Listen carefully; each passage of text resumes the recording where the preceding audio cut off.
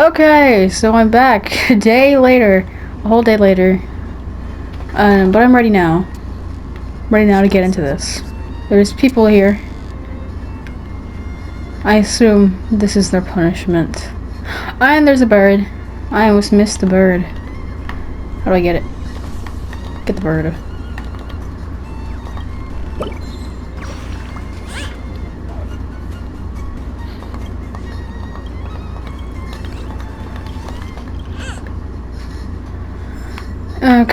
Okay, now we can go. Oh yeah, I forgot about this guy, look at him go.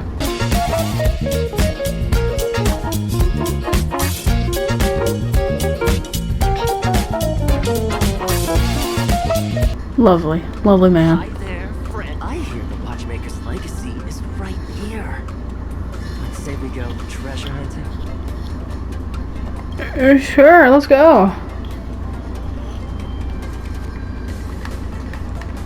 Where's the treasure? I like treasure. Oh, found treasure. Is that all?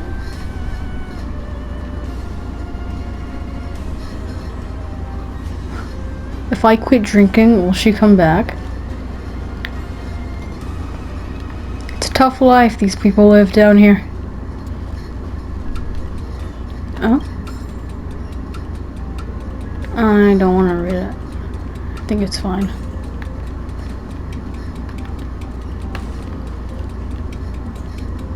Is it morphin time? What a huge clocky.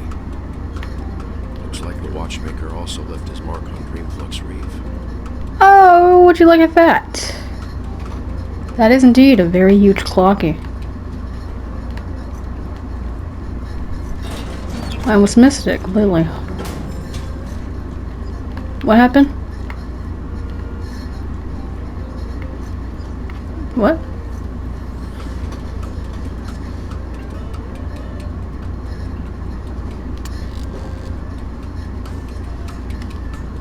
What was that? Okay, anyways.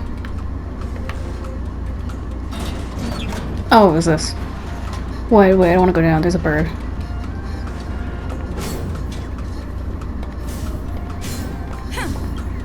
Darn.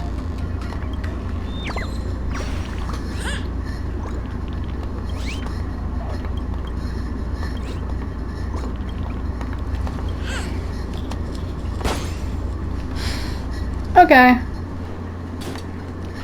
But we're going down now. You can't stop me. Oh, we're going up. We're gonna go meet Clocky in person. No, we're just gonna pass him.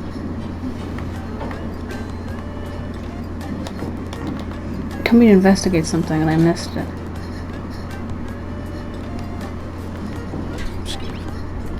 All beyond the family's reach.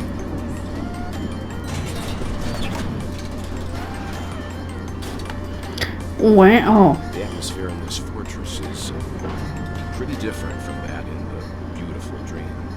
Yeah, it's full of Clocky. Isn't Clocky like the Dream Master? Or something like that. When I first saw it, I was in awe too. The sky here, it's like a reflection of the 12 dreamscapes. Why is there so many? What's even more bizarre is that this place is also separated into trade and residential areas. The layout may be simple, but the facilities are very comprehensive. It seems that there are quite a number of people living here. Why?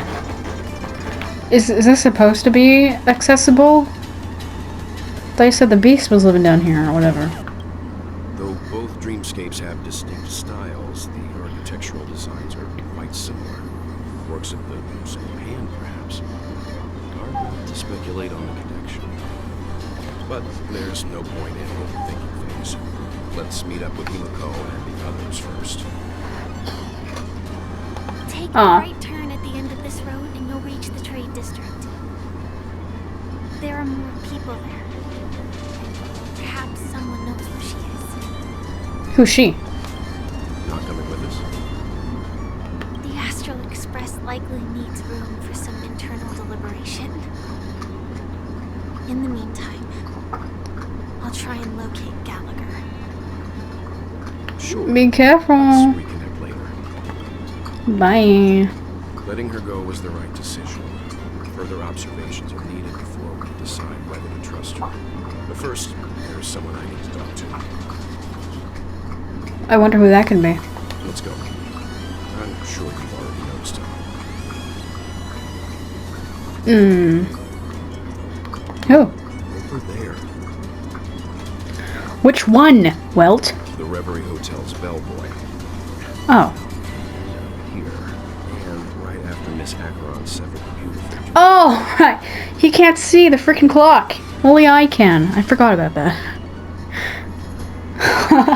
Maybe to him I'm going crazy or something.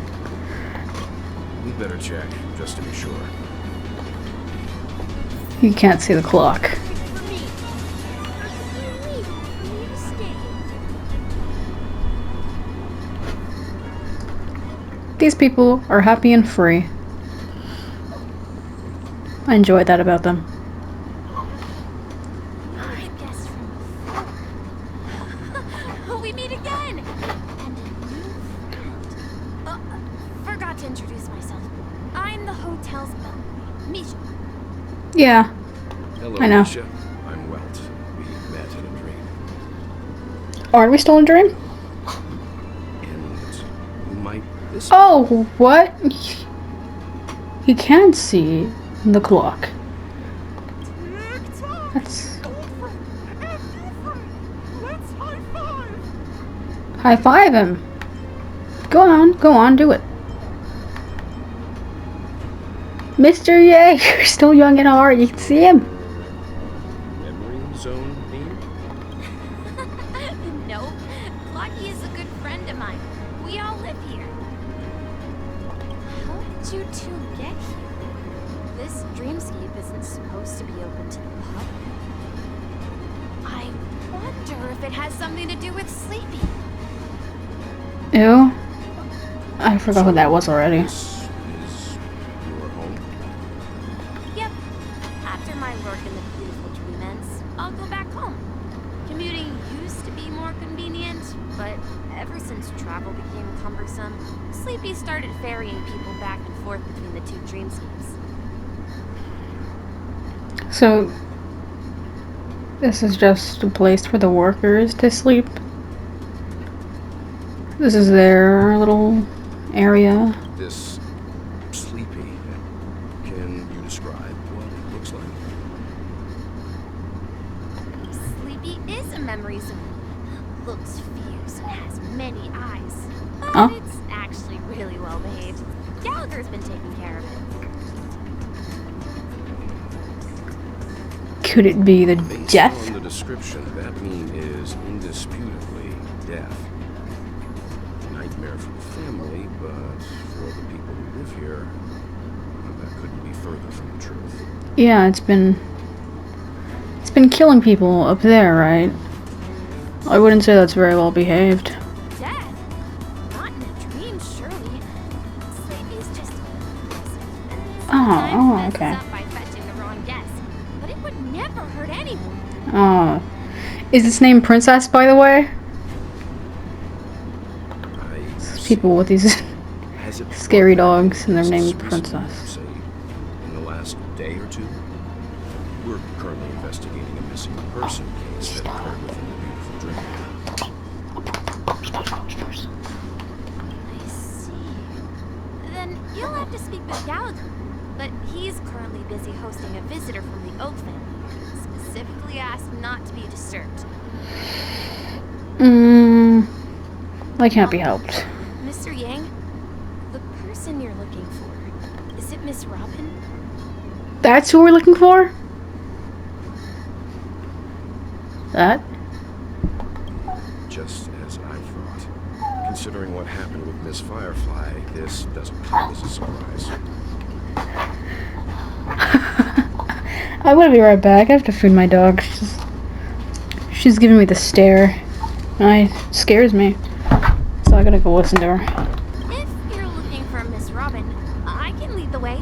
She told me that she'd be willing to meet with outside guests.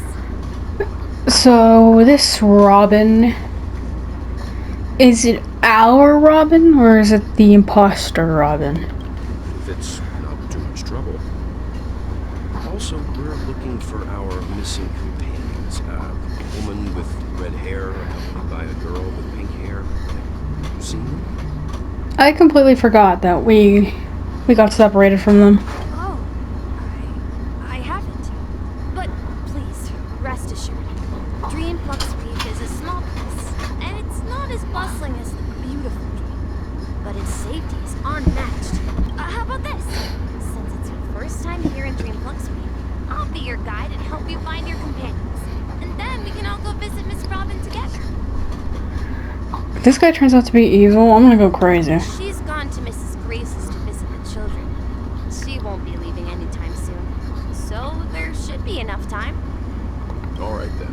We'll follow your plan. Well, we now know the answer to both murder cases that have caused such commotion in Penacony.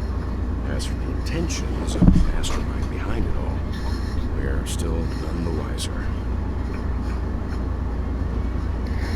It has to be Gallagher who's behind it all. That's my thinking as well. I'm not entirely certain, but we still have to find him one way or another.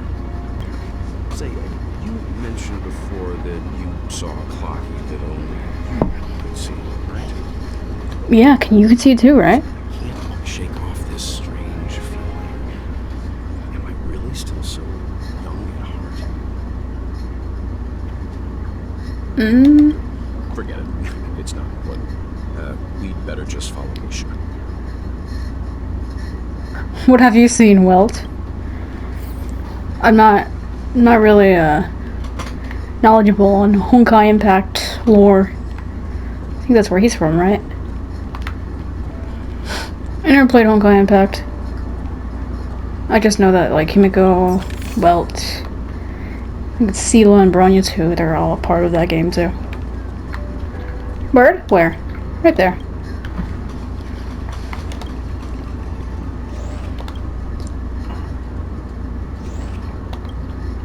We are not jumping that high.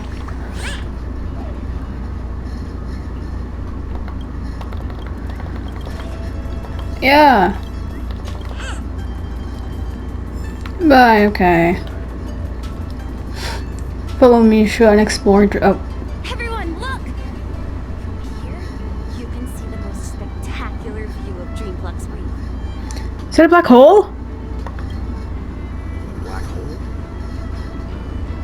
An accretion disk formed from consolidated memoria? Was Dreamplux Reef built on such unstable memoria? Is it possible that we can die at any second? Oh, so Mr. Yang is also versed in Memoria dynamics. I was just trying to figure out how to explain this huge hole to everyone. I bet you guys have a lot in common with this Katie. Who?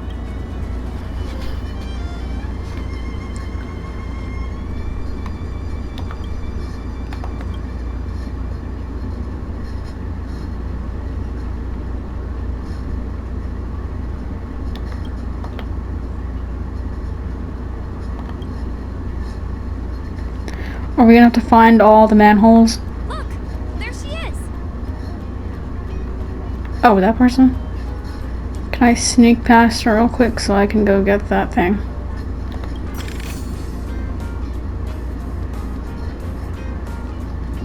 This guy. Can I take his emotions?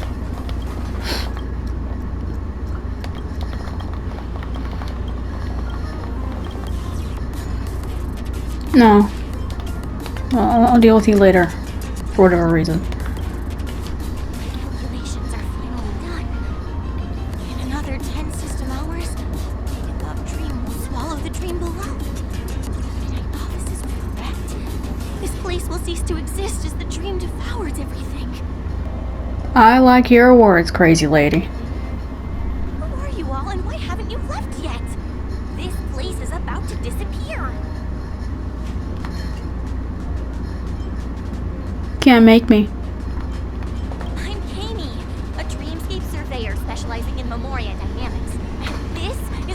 work that I'm researching. See that huge gaping hole? It was just a narrow It's hard to miss, yeah. 20 years ago, but now it's grown into a giant hole. The surrounding memoria has been flowing towards the other end of the hole at a constant velocity, slowly but surely. Wow. The scary part is, according to my calculations, the flow rate of memoria has recently changed, and it's faster than ever before. It's almost as if something is sucking it in from the other side. By constantly improving upon Madame Rosalina's memoria measurement method, I've finally obtained accurate results. After 10 system hours, the dream flux reef will cease to exist. Just like the melting of glaciers, everything will crumble and disintegrate. The dreams on that side of the void will fuse into one. Sounds fun. Please don't worry. This sort of thing has happened many times before. Miss Kami isn't a bad person. She's just a bit lost in her own world. She'll probably realize she's wrong soon enough.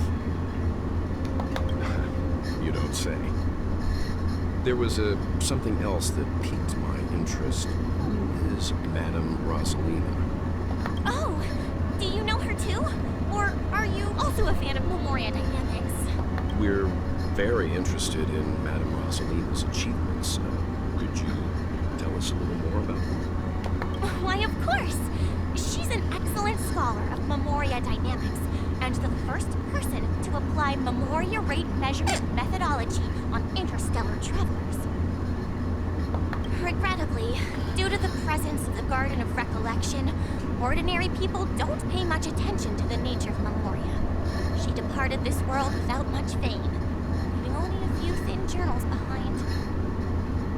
I came to Penacony to learn more about my idol, and went to great lengths to seek out Dreamflux Reef, all because this is her final resting place. Prodigies always meet their demise prematurely. If only Madame Rosalina had more time, she would have discovered a way to reverse the flow of Memoria. I felt it. The source is in the golden hour. There is a certain anomalous presence stirring the currents of the memory zone. We must uncover more concrete proof. We must convince everyone. Does the name Madame Rosalina sound familiar to you? Is it supposed to? Is one of the nameless mentioned by the conductor? That's right.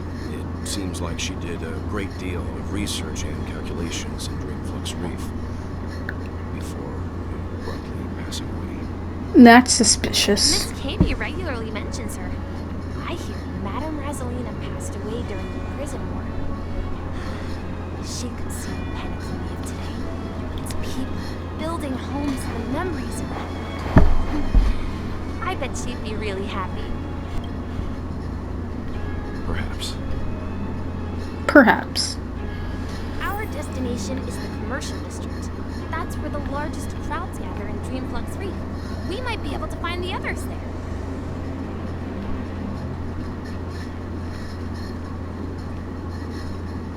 There's children here.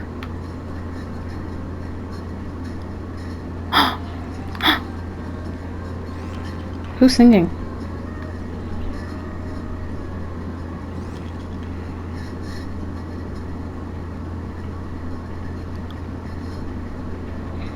Oh, it's her.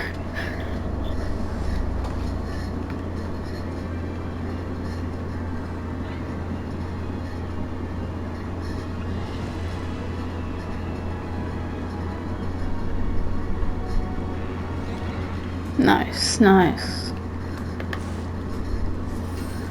March! Stay. There's a ghost! Don't come near me! Oh my. I'm human and so are you. Can you get a grip? Hi, March.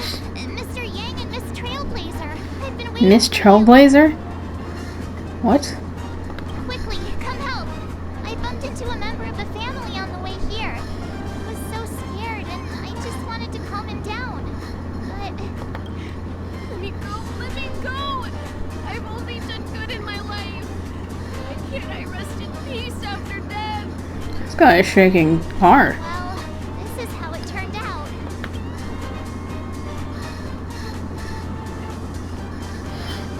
Now you shall pay respect to March 7th, ghost of Dreamflux Reef. Me? A ghost? Don't make me hit you. Sorry. He thinks he's dead. Although, when I first fell in, I also thought the same. Dear guest, this is not the afterlife. This is Dreamflux Reef. Yeah, don't you know? That's right. Did you hear that? Repeat after me. Dream Flux Reef. You're talking to someone invisible. If I'm not dead, what am I? I shouldn't have pushed my luck and tried sleeping in my dream. Curiosity kills a Papeshi. Wait, that's the thing? You ever get sleep paralysis? Sleep paralysis? You forget those? You can't move, but if you try to close your eyes, it just feels like you're going deeper. Maybe this is what happens. Stop asking! You'll alert the monsters! All the dead are right here. All of them! You're not talking about the memory zone meme, are you? Don't say that name! It's all your fault. They're coming! Look what you did, Marge. Oh, are they actually coming? What? Oh. Oh, look what you did, Marge. Oh, it was a fight. Ever see a diamond this No, we big? don't. It's all yours! Thank goodness for the auto attack, am I right? Maybe you can keep it down? Look, listen, feel, kick! Time to twirl! I shouldn't have these characters out. Wretched, fleeting. Time to twirl!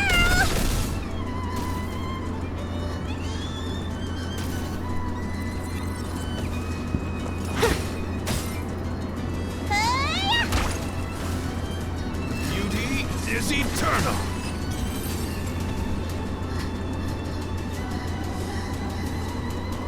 He passed out. His intense negative emotions attracted the nearby memory zone beams. I see. But why aren't the other people around here scared? They just live here. Unlike in the Sweet Dream, people here don't see memory zone memes as dangerous monsters. And even if they pose a threat, people can easily escape by forcing a wake-up call. But we can't just leave this man here. Can we take him somewhere safe? We can ask Jessie for help.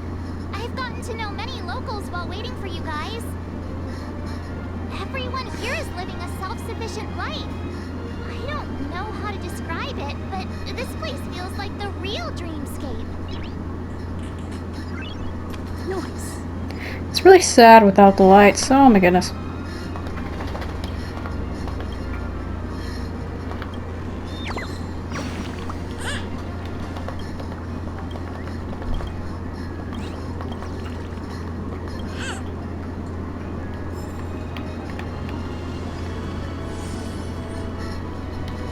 Let me change this up real quick.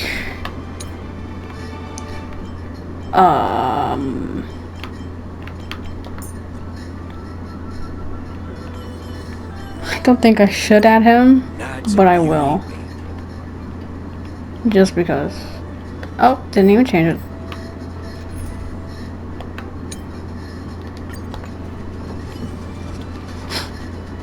Because why not? I remember when Like how I said, I'd like to use the Trailblazer. Here I'm not. Trailblazer isn't even in this team. Also, Boot Hill's popular, so I think this makes one more sense. What is this?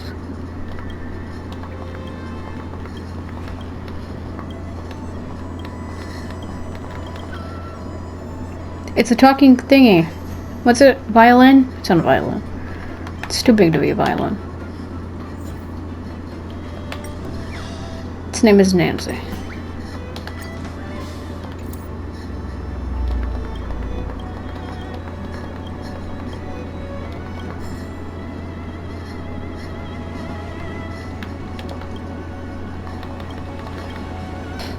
Ooh, puzzles. I love puzzles.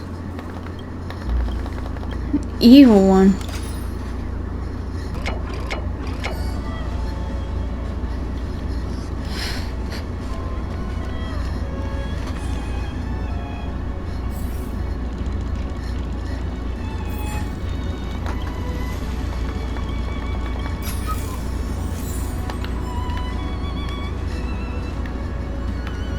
Oh, actually, I don't even think he has relics on him. Hold on. Oh, he does. They're all not good. He'll just be here to look pretty, because I don't think he's gonna survive.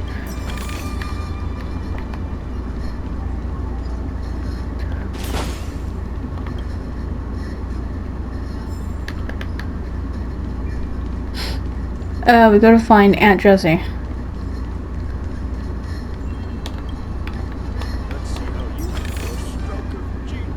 March, what are you talking to strangers for?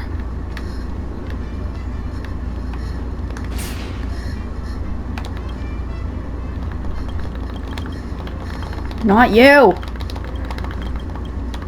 What just happened? What, do you want to be happy too? No, you're already happy. Okay, let's make you angry.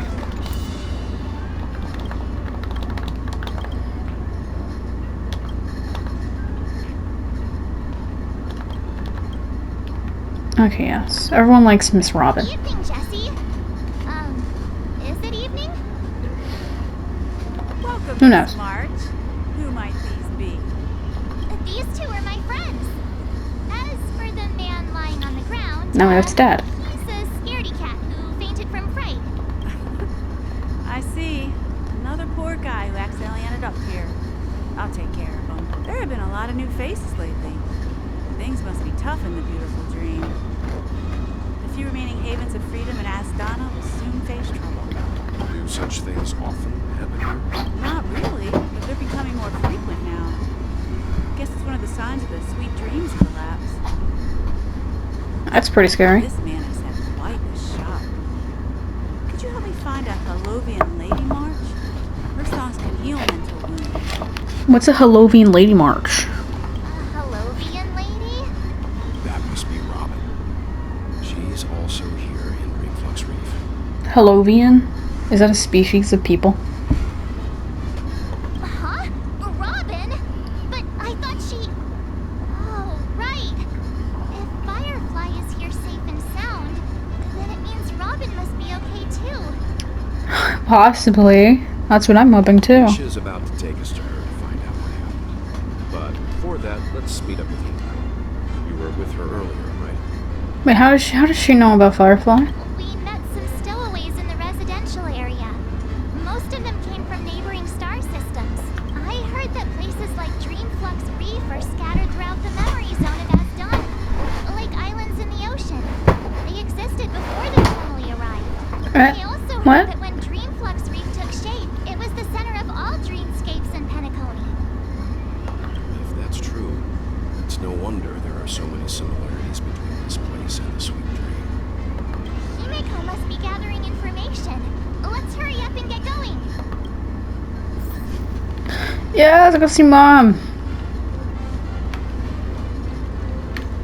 Where's Mom? Man, no matter where you are, there's always gonna be people throwing up. Bird.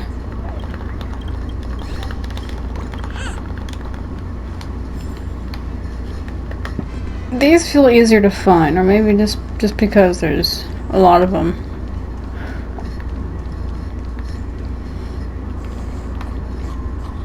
Melon. What an unfortunate name.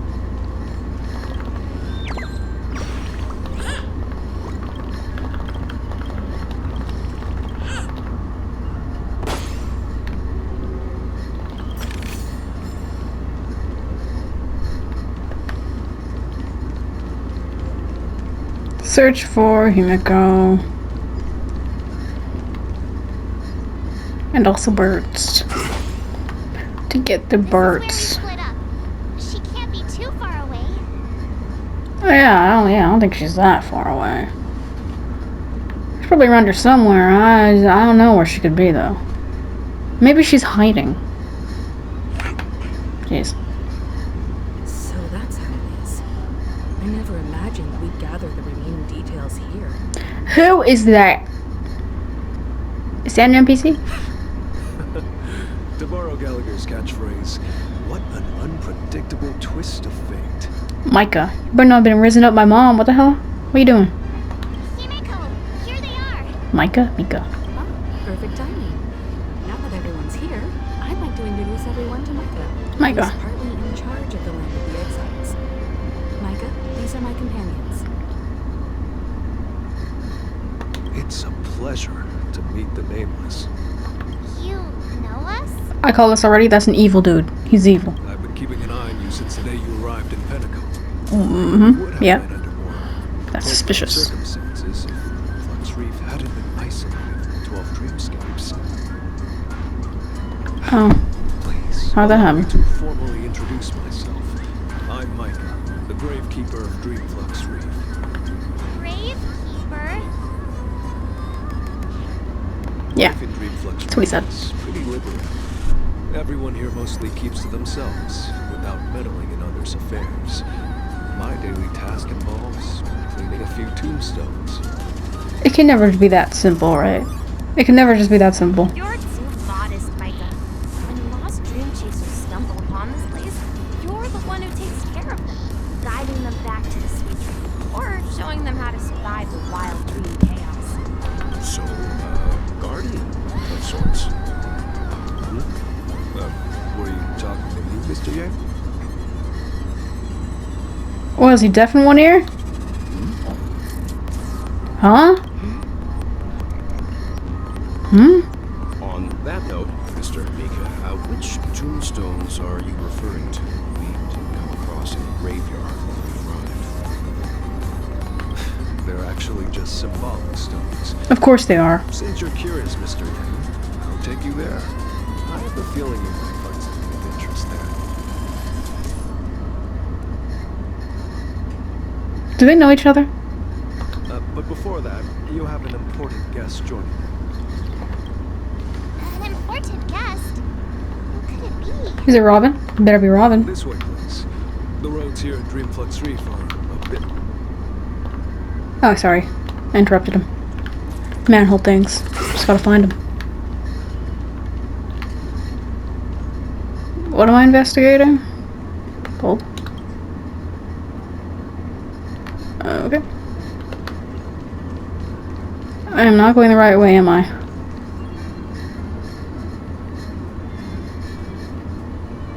Who said that?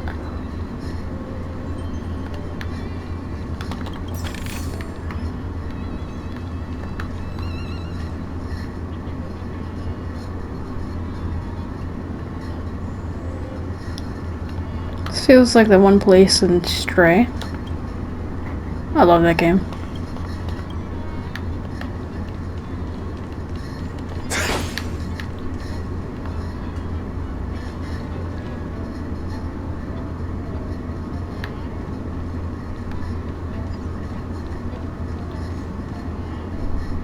It's the balloons. You ever notice these balloons have little lad haircuts? Just notice that.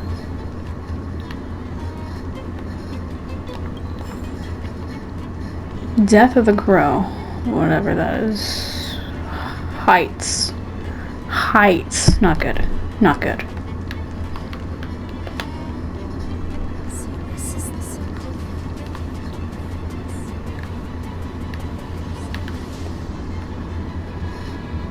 Clucky is over there. You think this is like a hidden message? Clucky up there. And this bird.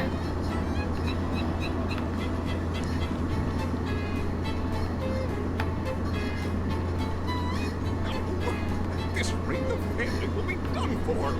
Done for! No? Not a hidden message? Hidden something that's like an underground to this underground? No? Possibly.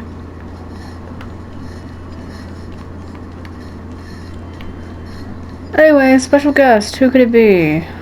Oh god. There she is.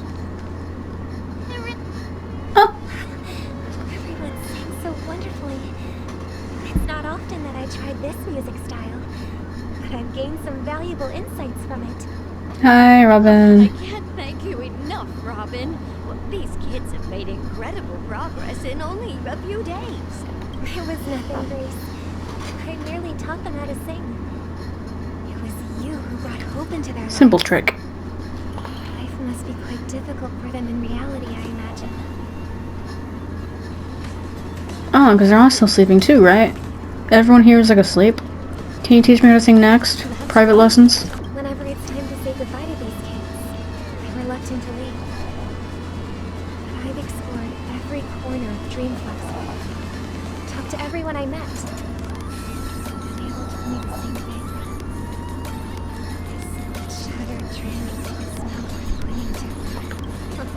If it seems you truly are a child of the Harmony. Emma and Andy are orphans I took under my wing.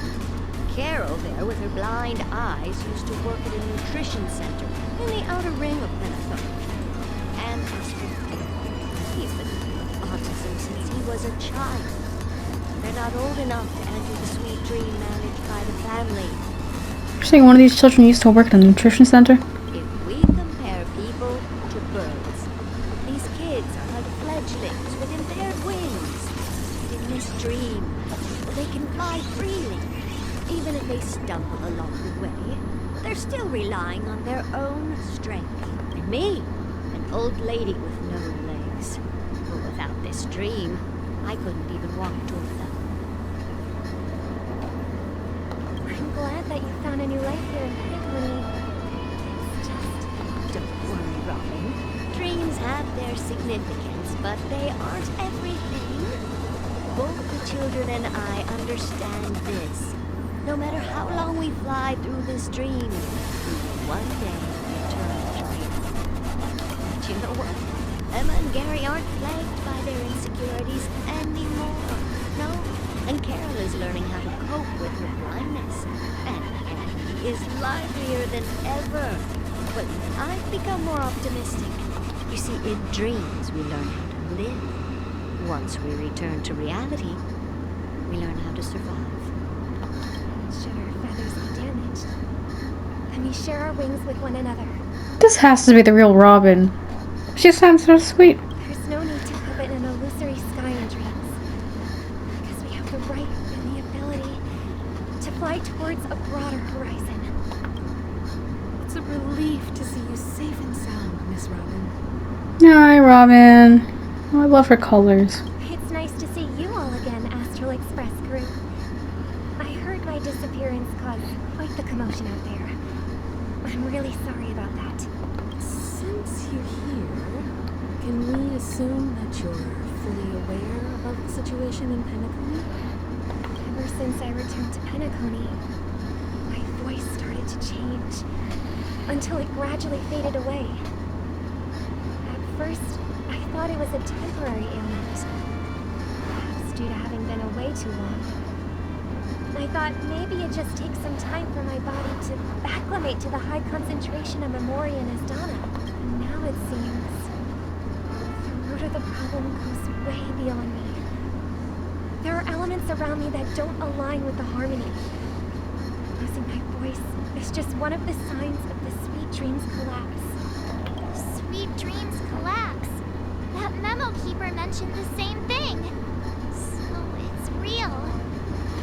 Does it mean after we're done with this story that we're no longer going to have Penacony? Or what? While I was away from Penacony, the boundaries of the 12 dreamscapes kept expanding outward. Whenever I mentioned the anomalies in my dreams, the family heads refused to talk about it. Only my brother was willing to respond. Later, I discovered the secret letters from the IPC ambassador, which further convinced me that there are hidden secrets beneath the surface of Penacony. So, following the clues in the Oak family's dossiers, I found my way here, the land of the exiles, concealed killed by the family under the guise of death. A dream within a dream. Penacony's past is buried. Hearing you speak, it sounds as if your voice has made somewhat of a recovery. I hate to admit it, but the harmony in this place resonates more broadly than within the sweet dream. It's regrettable, but the family has experienced betrayal. The traitor, or traitors, abandoned their original principles and, using the name of harmony, exploited people's weaknesses to turn Penacony into the planet of festivities, trapping everyone in the illusion of the sweet dream. This is not the strong defending the weak, but rather the strong exploiting the weak. A world without equality won't ever be favored by the harmony. Naturally, those voices blessed by them have lost the ability to sing. Could there be another force influencing the family's shift in philosophy, Miss Robin? Considering what happened with Acheron, it's difficult to conceive of another entity within the realm of the harmony capable of influencing everyone. Unless a power surpassing that of an enemy is involved. I'd heard about what happened to the Cienjo Alliance, but as far as I'm aware, the family hasn't faced any such external interventions. Who knows? Perhaps I've just been away too long and missed something. Regardless, I cannot accept my home is moving towards the very opposite of what the harmony represents, while still claiming to uphold it.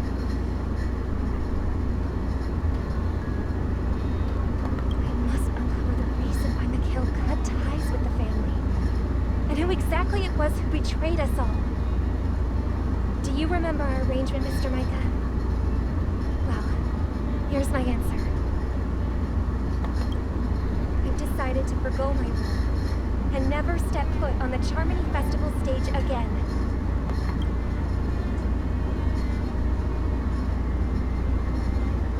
Look here, brother. A little bird. Looks like a fledgling Charmony dove. But Charmony doves don't live here. So how did this little bird get here? Maybe its parents abandoned it? It looks weak and frail. Why don't we find something soft and make a nest for it? This place is too dangerous for a fledgling. Let's take it with us. We can put it on the wooden shelf in front of your window. Okay. A bird like that must have a beautiful singing voice. But where will it live? I'll ask the family head to build a cage for it. A cage? But then it won't have the freedom to fly, right? Let's see. What is it that has captured the attention of the two best interpreters of the Great One? To the point that they've forgotten how to enjoy their dessert.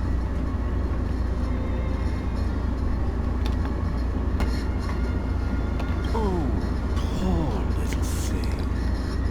Doesn't look like it's doing well. Do you want to rescue it? I do. But I don't want to lock it up in a cage. Why? Even if it's small and not fully feathered. Can't sing. I didn't come into this world just to be locked up in a cage. Birds. They should be flying free in the sky. That's quite the romantic idea. And what about you, our young scholar? Do you agree with your sister? I think she's right. But if we leave it out in the wild, it won't survive for more than a few days at best. Ah, I see. It seems our little scholar is still a bit unsure. Well, let me tell you youngsters a story. As you probably know, Charmony doves can fly through the air. When they fly really high, the friction caused by the flapping of their feathers against the atmosphere creates amazing lights, so that they look like shooting stars. We've seen this spectacle people so many times that we think it's just something they can naturally do. But that's not the truth. Their radiant display is the result of countless struggles against nature over generations. Their ancestors were too weak to survive on the ground, so to escape predators, they started seeking new opportunities in the air. After countless attempts by many generations, one of them finally figured out how to fly. It soared into the sky and never looked back at the ground again. So, you mean birds aren't born to fly? They find a way to do it through their determination? Well, that's an idealistic way of putting it. So, what are your thoughts, Sunday? I think people believe birds are meant to fly because they've never seen those birds crashing to their death. That's an interesting perspective. So, have you decided what to do with the bird now? For now, I'll keep it in a cage until it can take care of itself because I want it to live, no matter what. Well said, kids. It seems each of you has found your own answer. Your insights are truly remarkable. And I hope they come true in their own way. We will take good care of it. Won't we, brother? Yeah, but Mr. Gopherwood, there's one thing I don't quite understand. That's an unfortunate name. And what might that be, my son? Just realized this is kind voice. That is not the kindest voice I've heard. What if this little Charmony dove never learns to fly in the end? I mean, if there are fledglings in this world that can never fly throughout their lives, should we let them go back to the sky? Only to see them crash to the ground and die? Talking in your sleep, Birdie? Time to wake up.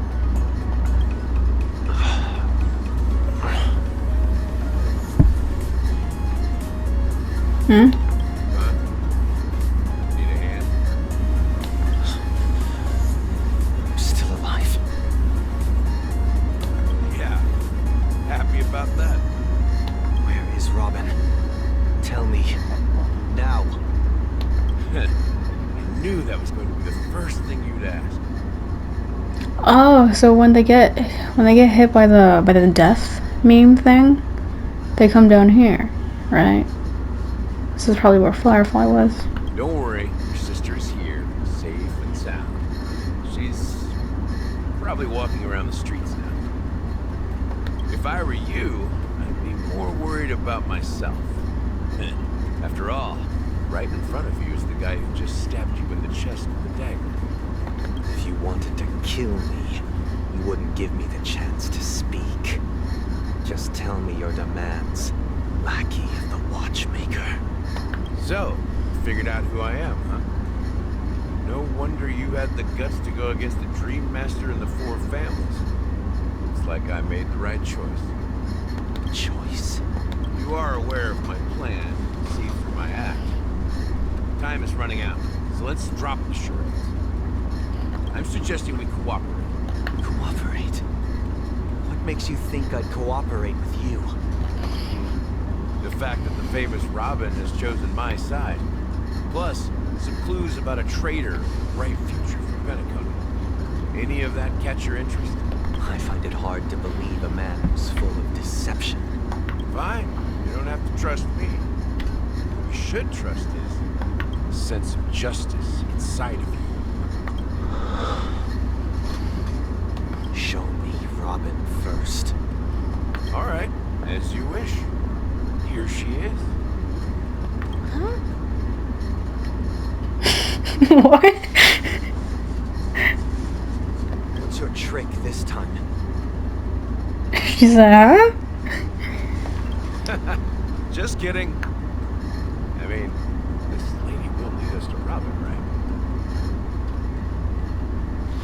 think she just got here. And the crew, too. There are too many people you owe an explanation. That'd be great. Please follow me, Honorable Oak Family Head. Now, all the actors are on the stage.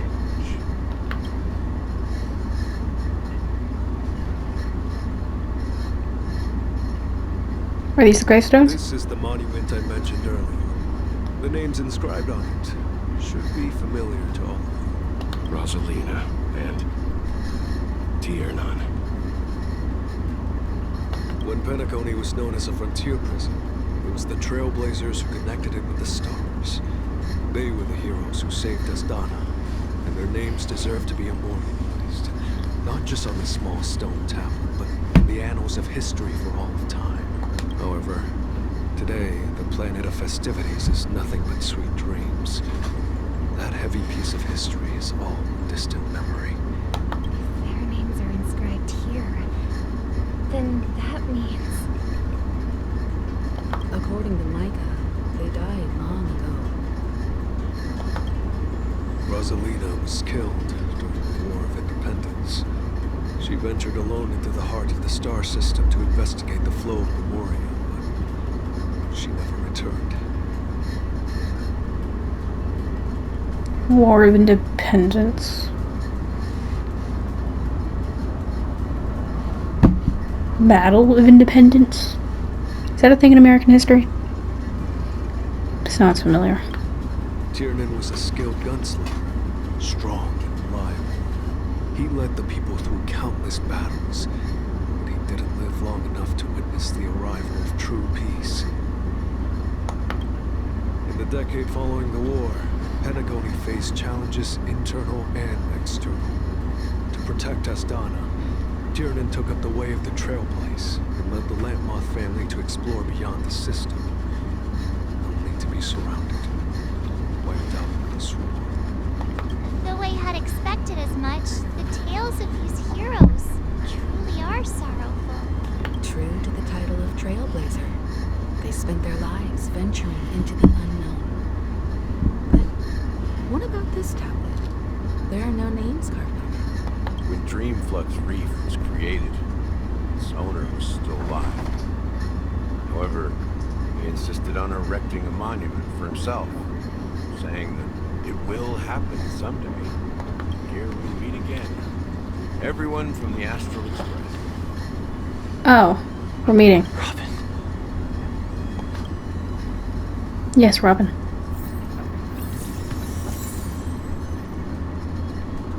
Speedy Hams. Nice.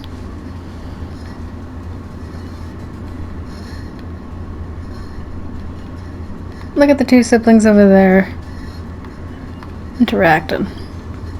I promised to give the siblings some privacy, so let's talk about our business first. What do you say? That sounds sensible enough. Since you went through the trouble of gathering the family head, the crew, and the Stellaron hunters, I'm guessing you have something important to say, Mr. Gallagher? Oh, is it that obvious? When are we gonna go back to Don Hong and Buto? The look on your face is practically screaming, I'm the one behind all this. You're right, Mr. Yang. It is indeed time to come clean on everything. Siblings already know what they need to, and they've made their choice. But you, Nameless, arrived a bit late. So it's only fair that I answer your questions. Before we begin, let me reintroduce myself. I'm the founder of Dreamflux Reef, the deputy of the Watchman, and the one who sent out that invitation. Thought he was just a bartender. As Gallagher, the history fictionologist, I humbly extend my greetings to you all.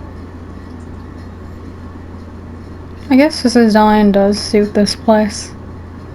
History fiction. Take it as you will. So what? Everything you told us was made up? Well, don't worry. Almost everything I shared was true. Well, except for the part about the family accepting me back. I double-checked with Micah, And everything he said about the family, the watchmaker, and Mikhail is true. Thank you for your understanding. Now let's get down to business. I'm sure you're all wondering why I went through the trouble of setting up this battle for the legacy. Inviting different factions, stirring up a ruckus all over Penacony. Well, it all boils down to something very familiar to all of you. The Stellaron. I have a Stellaron. The Stellaron? But how is that possible? Penacony is a free-flowing interstellar hub. There are no signs of contamination whatsoever. You're totally correct. So, care to take a guess at what that means?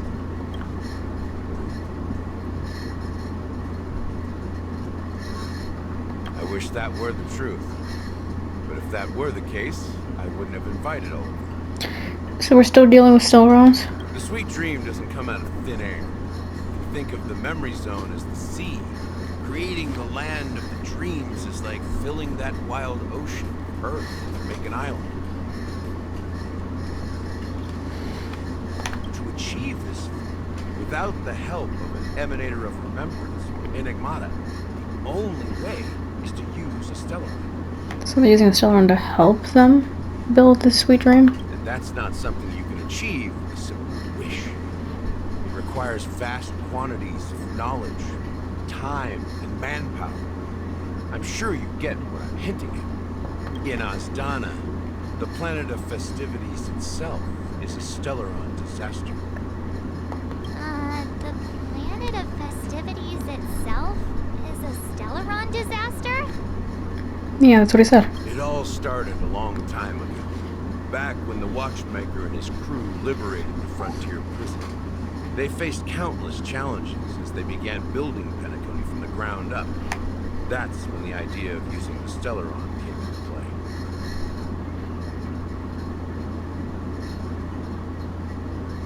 The Stellaron first entered the Azdana system during the war. The Nameless warned everyone against the folly of attempting to tamper with such a power. Most heeded their words. But there are always people in the shadows who will tear your lives. The turning point came after Tiernan's death. With two of the Nameless gone, the Watchmaker had to go to the front lines. It was at that moment his rivals saw an opportunity. By the time a representative from the Montour Systems family arrived at the Watchmaker's call, Stellaron had already been activated and was seeping into the primordial synesthesia dreamscape. And I suppose the family happened to possess the knowledge to seal the Stellaron? Not just that. They knew far more about the Stellaron than the average person. They helped Mikhail swiftly quell the civil unrest and played a part in building under the disguise. Those three eras were known as the Age of Dreaming. The Watchmaker, who had been left in the dark, sent out invitations across the universe, spreading the hype around the land of the dreams. Then, how did they turn against each other? Remember the island in the ocean metaphor? The truth is, the Stellaron was never truly seen. It existed in a different form within the dreamscape. Think about this. What would it cost to create and maintain such a lavish dreamland? It's people's lives. The opulent dream is built upon the decay of spirits, with a toxic elixir called pleasure flowing through the dreamscape. It tempts people to indulge in the dreamscape, and gradually their minds succumb, becoming nourishment for the sweet dream. That is interesting. Confusion, laziness, cowardice, weaknesses that plague humanity were magnified and nourished by the family. Penacony became a new kind of prison, even more impenetrable than the previous one. Sadly, we realized this far too late. By then, the family had a firm grip on Penacony, swiftly quelling any opposition that arose. At my wit's end, I had to use the power of the Enigmata and sought refuge in this chaotic realm. Over the years, I created a meme within this dream for our use. Dormancy. That's its real name. We exploited a loophole. You see, regular people can't fall asleep again while they are inside the dreamscape. So this is the true meaning of the impossible. You sent out invitations in the Watchmaker's name to find forces capable of resolving the Stellaron disaster and draw them into Penacony to uncover the truth. It's not just that. Above all, I wanted to see what happens when the major factions engage in a struggle for the legacy. Since this is the Watchmaker's first announcement in decades, the traitor within the family is bound to reveal themselves. Alright, we still have to find the traitor. So, the legacy is just a facade. If you want to consider the Stellaron as the legacy, I'm totally fine with that. If that's the case, where is the Stellaron now? I have a Stellaron. That's a question for Mr. Wings. The Stellaron is still under the family's control, and as the head of the Oak family, I'm sure he holds all the answers. Howdy. Hi, chicken wing. Are you done talking? So, will you tell us where the Stellaron is? He's not happy. It is the Penacony Grand Theater itself. What? As I suspected.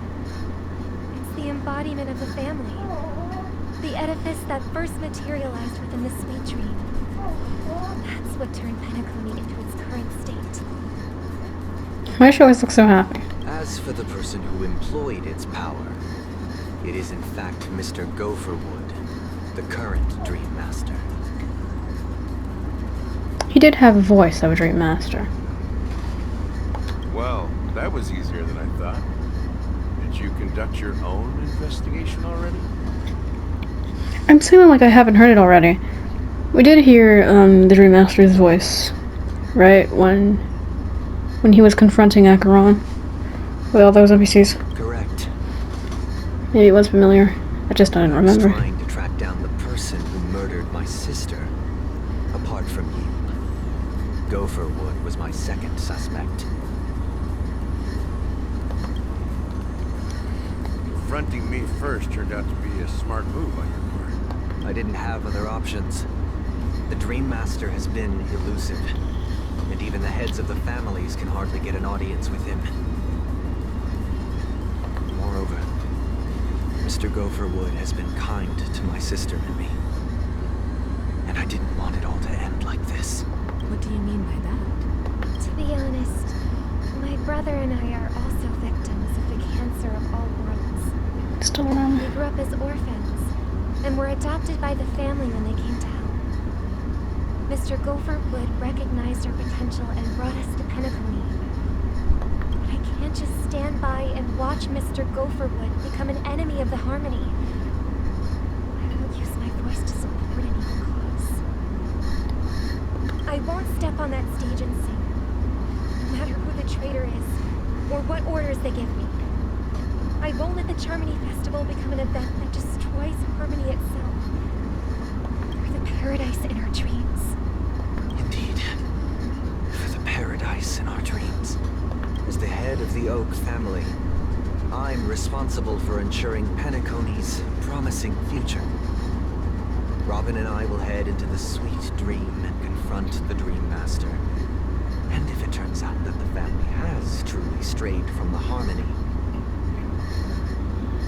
I'll fight alongside you.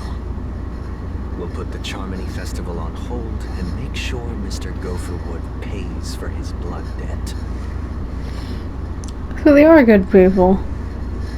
I always thought Sunday was going to be a villain. The enemies you are about to face aren't like this old dog here, who barely even bark. Since our interests are aligned, why don't we team up? Maybe, just maybe, we'll have a shot at success.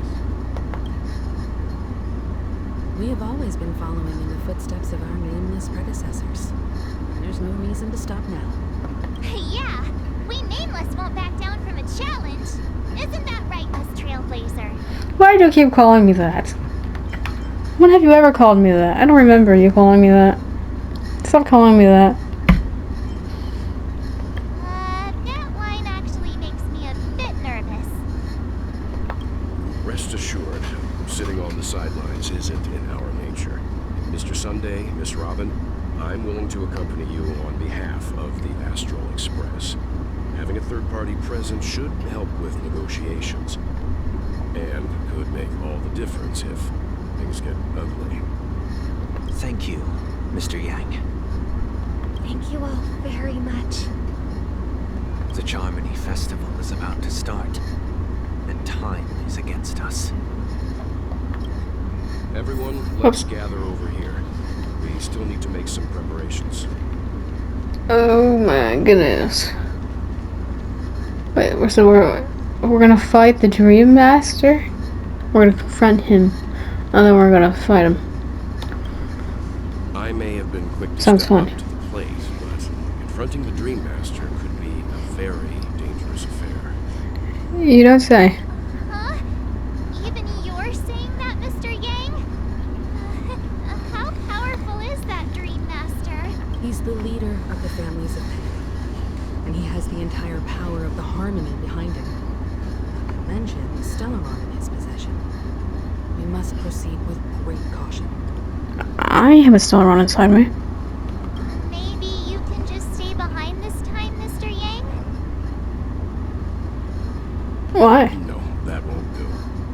Even if we count Robin as an ally, something felt off about Mr. Sunday just now.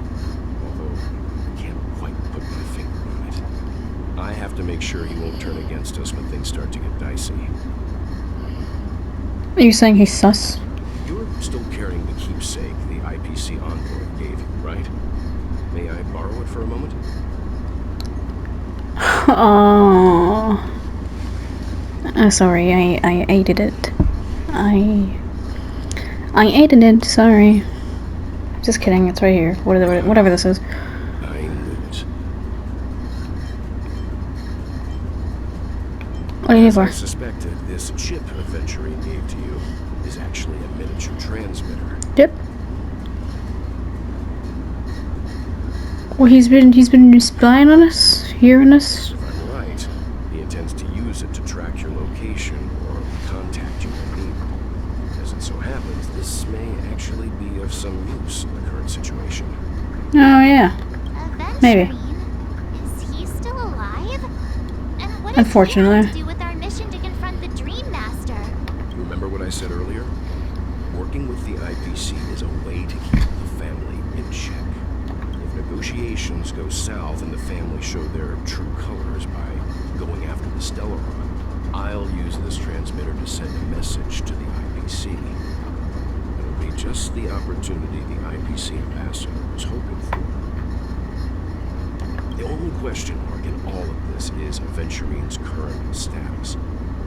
But the IPC is always listening, especially senior strategic investment department heads like him.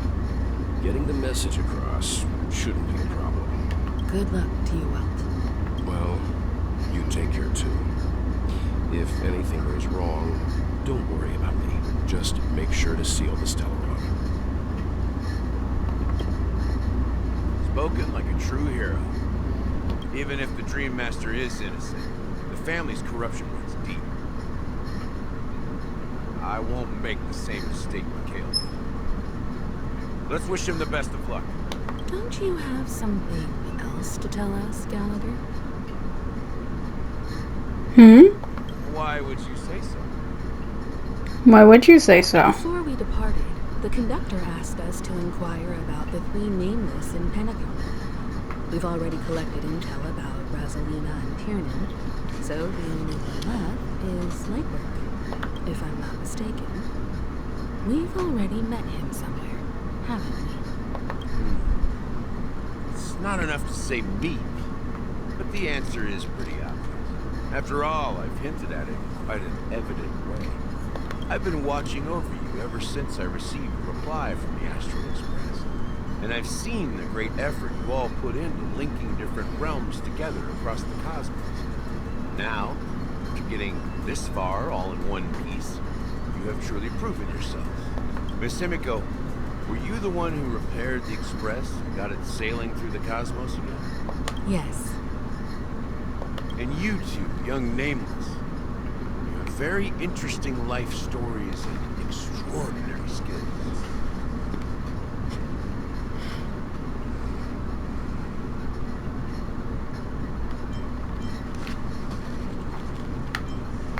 Naturally. Hey, you can't just make up titles like that. Watchmaker. You're full of energy. Please send my regards to the conductor, Pom Pom. Please let them know that their friend had fond memories from his time aboard the Express. To reminisce on every time he had a good drink. As for the last Nameless, he embarked, disembarked, and embarked again, traveling in a great circle, ending up back where he started. On his deathbed, he told me to find the Astral Express and deliver an invitation to the future Nameless.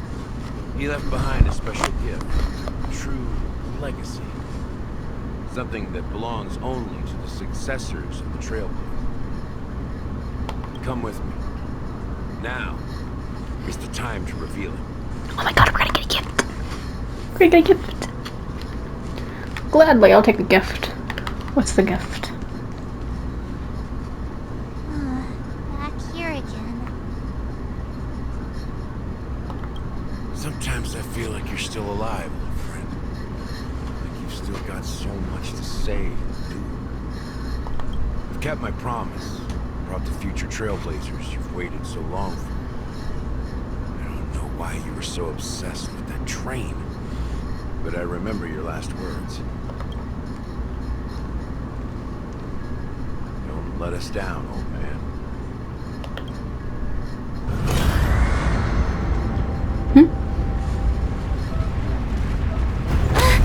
What? What's happening?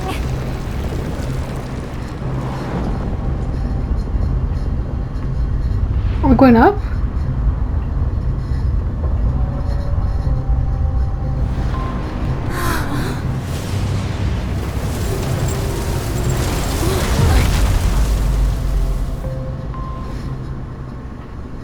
Wow. Go ahead. His resting place lies in the garden ahead. First and last Nameless of Penacony. Kale Jar Liquor, the Watchman. So the Watchmaker's already dead? Did we already know that? I'm saying that as if I didn't know that, but I'm not sure if I'm supposed to know that. Oh, heights. Heights. Not okay. Not okay. I don't like it. I don't like it. Is there any, chests? Did he leave any chests in his grave garden for me? Surely. Surely you must have. Let's see any.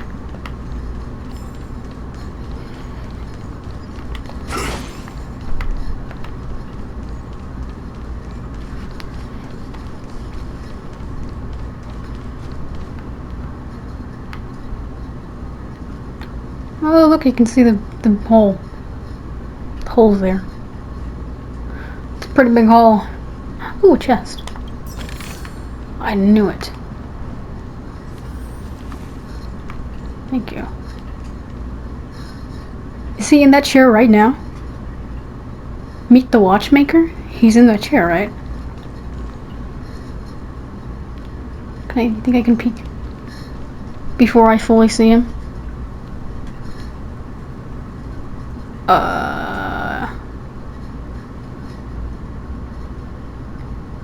He looks pretty dead to me. He's in a wheelchair.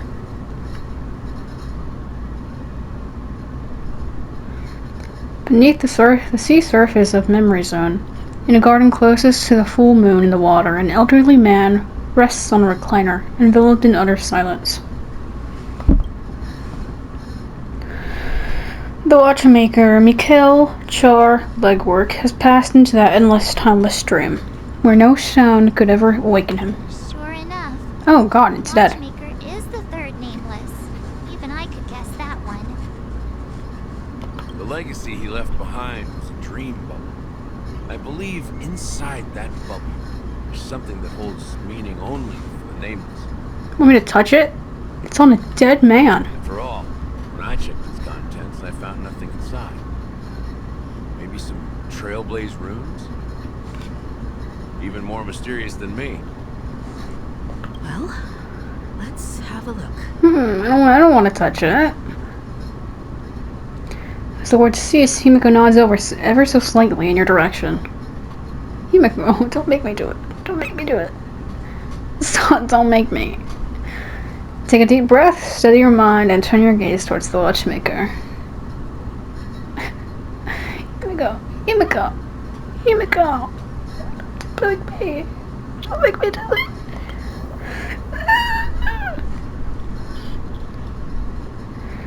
You press your hands against the dream bubble and the thick, vicious memoria converges under strain, then stretches outward from your fingertips, as if weaving a delicate web. It gently cradles your palm. A chill travels from your fingertips, carrying with it a myriad of vibrant and intertwined memories, as experience would suggest. But this time you see nothing at all. Try to focus and capture memories. The dream bubble is clearly extraordinary, and perhaps the approach was wrong. You think holding your breath and closing your eyes with one knee on the ground. With one knee on the ground, you press your forehead against the thin film coated in memoria. Yet before you, there remains an abyss of darkness. No crimson sun descending upon snow-capped mountains, no gentle laughter, no twinkling stars, no echoes of swords clashing, and most of all, no traces of trailblaze. There is nothing and nothing is there. Indubitably, this is but an empty dream bubble. Wait, what's going on? Seriously? There's nothing inside this dream bubble? How could a dream bubble be empty? Just as I suspected. That old man always had this strange belief in the nameless and the trailblazer. And I never understood where he got that confidence from. Especially since he never managed to get in touch with the Express while he was alive. I could never figure out what was going on in that old man's head. This empty dream bubble is so typical of him. He was always full of weird fantasies and incomprehensible romanticism. That's one way to talk about a friend. Mischievous old man. Well, didn't expect him to leave anything concrete behind anyway. Don't think that's the case, Gallagher. I'm sure Mikhail has left us the I most see a bird. precious thing of all. I need that bird. I'm gonna get that bird. Don't start getting all philosophical on me, right? Just as Mikhail believes in the nameless of the future, we unconditionally believe in the nameless of the past. How could they leave with regrets for the future when they were ready to dedicate their lives to the land they loved? There must be something contained in this dream bubble. It's just we haven't figured it out yet. You also have faith in the watchmaker, don't you, Gallagher? Well, I'm a follower of the enigmata. My philosophy forbids me to have faith in anything. That's why I understand it. Faith means the path of trailblaze. And I also want to know what he left behind. I'll leave it to you guys then. He always looks in the state of dazed. I really don't like Gallagher's design. I don't know who else does. So that's the only thing I can think of right now. Himiko though. Himiko on the other hand. Very cute, very pretty. Very my princess. I want her. I want her on my team. Can I borrow your pet? need to make a trip What? back to Golden Hour and check something at the Dreamscape sales stall. It's for Mikhail, and for the future of Penacony. Oh, we're back. Welcome to the Reverie Hotel. How may I help you? Greetings. We're the Nameless from the Astral Express, and we'd like to check in. How are they supposed to check in? I took Don Hunk's spot. And Boot Hill's not allowed to give him in here. The Astral Express? But I thought... Yes, my companion's already checked in. My name is Dan Ha, and I believe my personal information is recorded in your system. This is so random. He always finds a way to come back here, I swear. I see, but your companion said you wouldn't be coming due to a change of plans. Now the plans have changed again. Doesn't it look like he's being held hostage? And you are... Me? I'm Pom Pom, a new Nameless who's also with the Astral Express. Very believable, Boot Hill. Very believable. He's my fellow trailblazer.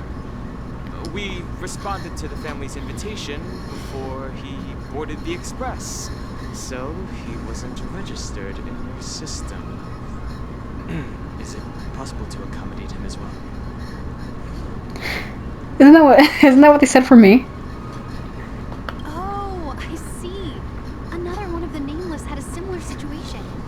Seems like a lot of people are joining the Trailblaze these days. Apparently. Since there's a precedent, it shouldn't be a problem. Just give me a second to contact your companions. Immediately hung up. I'm sorry, dear guests, but it seems I'm unable to reach the other members of the Astral Express. What do you mean by unable to reach them? My apologies. This is the first time I've encountered a situation like this. Really? However, the system indicates that those guests are still in the Dreamscape. How about this? Give me their room number, and we'll go check on them ourselves. I'm afraid that's not possible. I need to verify both of your identities before I can share any guest information. How about you just wake up someone? Let's say, Wilt? I'm sorry, but there are strict rules regarding forced awakening. It cannot be done without the proper clearance. So nothing works, huh? What's your solution then? Are you saying we sleep here? At the reception? Please be patient. We need to contact your companions in order to confirm your identities. And now it seems you need to confirm our identities before you can contact our companions. It seems so. Oh, fudge. Look, nothing personal, but if you can't handle this, go find someone else who can, okay? I forgot. Why does he need to get into the Dreamscape so badly? Please calm down, dear guests. I do recall that Mr. Sunday, the Oak family head, personally handled this issue earlier. Oh, please wait a moment while I contact him. I don't think she's trying to give us a hard time. She really just doesn't know what to do. Yeah, you freaking idiot. Oh my god. I have a bad feeling about this. You tried to contact them on the Express earlier, but they didn't respond. Something doesn't seem right. I need to leave for a moment. You can stay here with the receptionist. Sure thing. Just don't keep me waiting forever. His hand is like the size of Don Hunk's head. Hung seems pretty worried about his companions. I should give him some space. Stressing out about it won't help anything.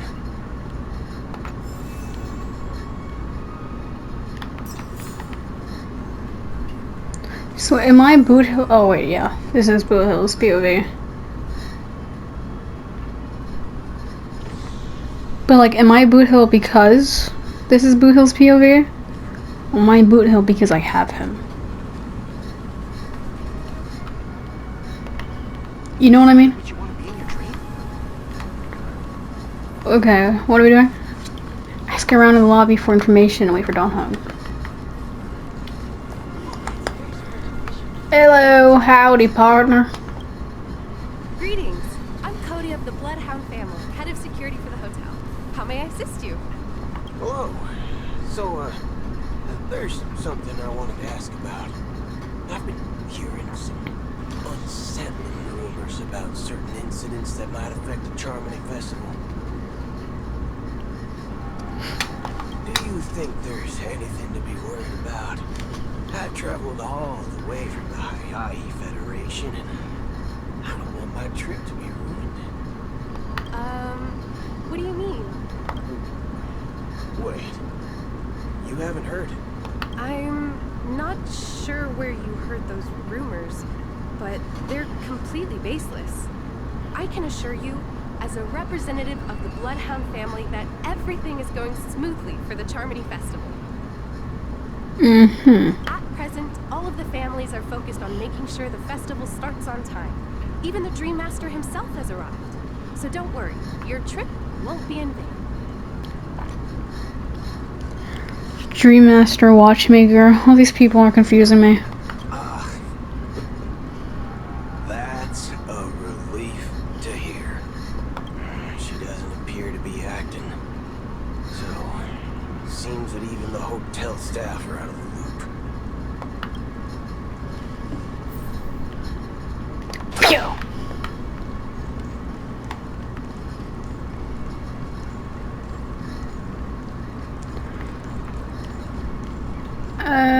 Okay. At my age, what's left for me to dream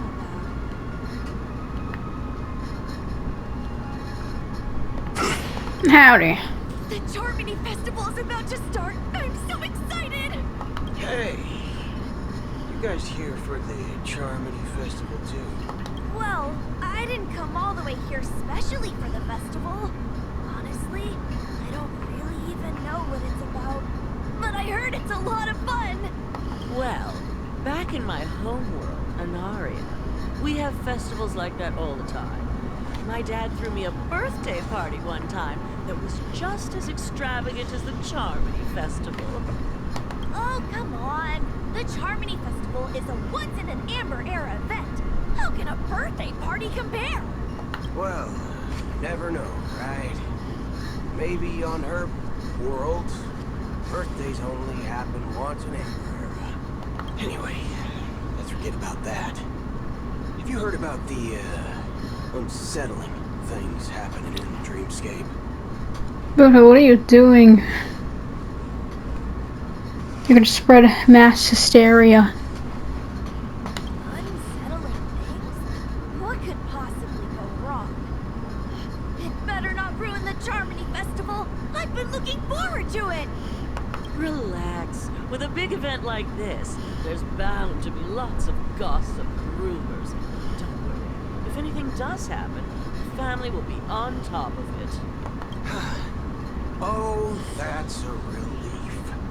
I didn't come all this way to see the festival go down the drain. Well, looks like I won't get any fudging clues out of these two. They're clueless.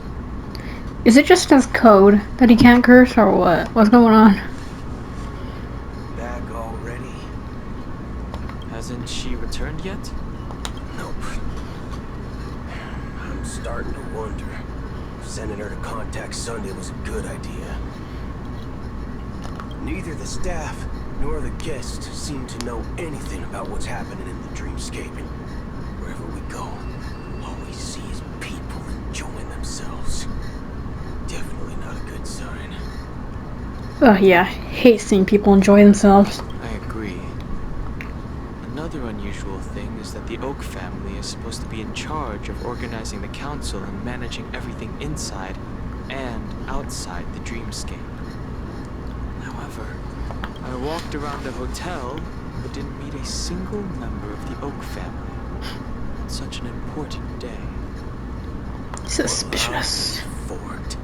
If I remember correctly, What? You'll be what? Oak family is that Sunday guy, right? Yeah, right. I keep forgetting that. We Families. shouldn't linger here too long. Let's go back to the Express for now. Not so fast. Have you ever robbed the IPC, bro? If you run away now, everyone will be chasing after you. We didn't take anything. Are you suggesting we sit here and do nothing? I wouldn't say do nothing. But let's stay put for now. Even if the family has ulterior motives, they couldn't have anticipated us showing up here. We're the surprise factor for them. They don't want to attract unwanted attention from certain outsiders, so they won't do anything reckless.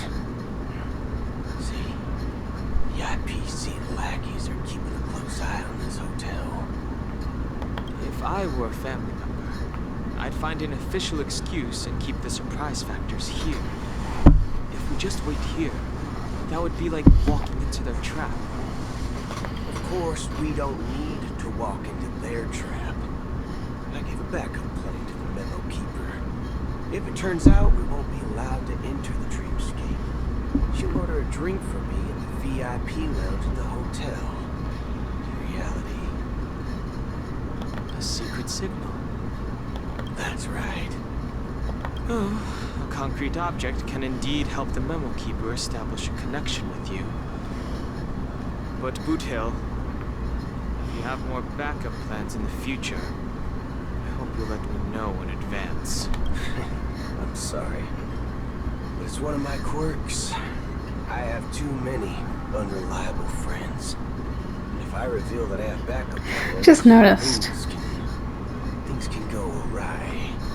And that would leave all backup plans completely useless. I just noticed he has like the USB port right there in his waist. Does he need a charge? How do we get into the VIP lounge? This is where my street smarts come into play.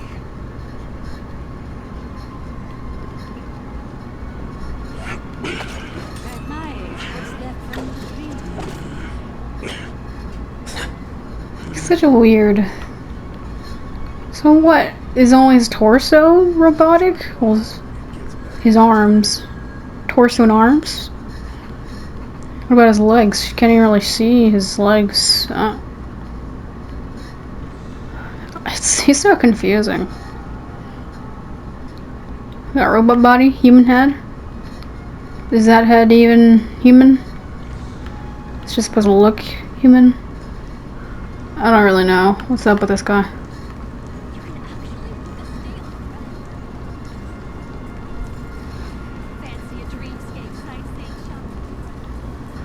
Sorry, I wasn't going that way. I was actually staring at his button the entire time.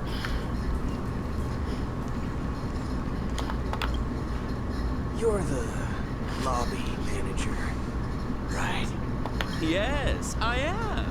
How may I assist you? We're the Nameless from the Astral Express. We wanted to check in, but there's something wrong with your system.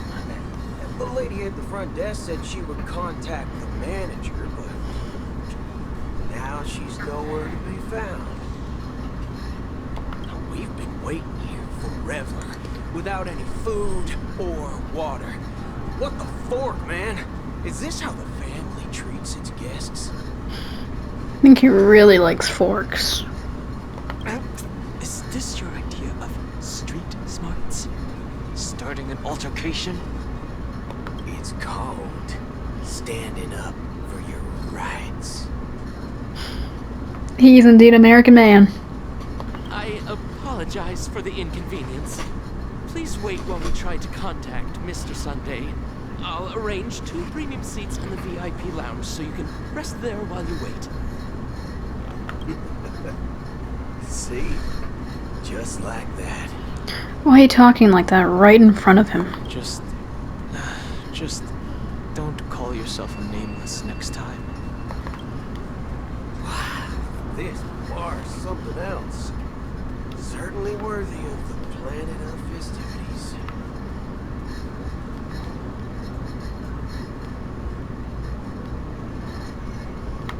Where do you think he's from? Where do you think he would be from? America-wise.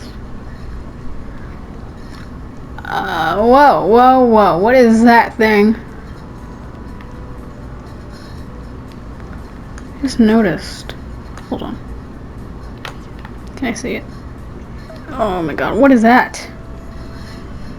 Is that where you plug him in from? Is that where you plug him?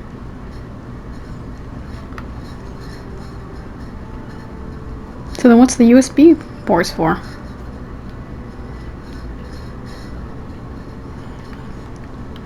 I didn't even notice that. What is that? Boot hell! You got a hole in you. Better plug him up. Yes, I would like to order a drink. Good evening, gentlemen. Hey, I have an order for a bottle of Donna's White Oak. Can you help us find it? Donna's White Oak. I think there might be a misunderstanding. We don't serve that here. Oh, no way. Are you sure you're not mistaken? If someone had reserved such a beverage, I would definitely remember it. It sells for hundreds of thousands of credits per bottle, after all. I couldn't afford Cheap. to cover for such an item if it were broken or lost. That's strange. Well, could it be that the memo keeper couldn't afford it? What should we do now? Oh, no need to rush. Let's grab some drinks first. Maybe I arrived too early and he hasn't come yet.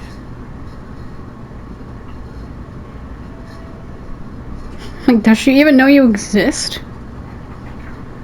It's like she's just playing this out in his head. Let's see what kind of juice malts you all have here. Well, give me a glass of Hingham Valley, 40 years. I'll have it neat. No ice. No ice. Wow, that's the most expensive one on the list. You have a taste for the finer things. It's on the house, anyway. What can I get for you? Give him apple juice. Anything you recommend is fine. Then I would recommend today's special, Glass Village. It's classic Soul Glad mixed with Laboon juice. It's refreshing. Close enough. And suits your cool demeanor. Just 1 minute. Flavor. Dynamite barbecue with rocket fuel. Oof! Really hits the spot. Truly the finest sherry cask-aged malt juice in the cosmos. Dynamite barbecue with rocket fuel. Is that really something that humans enjoy? He wouldn't know either. He's not a human, huh? I think either of them are human. Hey, this guy doesn't know anything at all. As long as you're satisfied, dear guests, please enjoy. Let's give the memo keeper another half system hour. If she doesn't show up, we'll need to come up with a new plan. In the meantime, let's take stock of the situation. What do you think? The situation is unclear. Something must have happened on the planet of festivities, but the public is unaware of it. Someone in a position of power within the family must be covering it up. Obviously. It's unusual for the followers of the Harmony to invite other factions, let alone the IPC and the Masked Fools. If what you said about the Emanator of the Nihility is true, the situation in Penacony is a little complicated, to say the least. Actually, Oh, sorry. there's something else I'm concerned about. Regarding Acheron. She's gone. As you know, I think. that follows the path of the hunt are some of the most dangerous bolts in the cosmos to mess with. That's why I love her.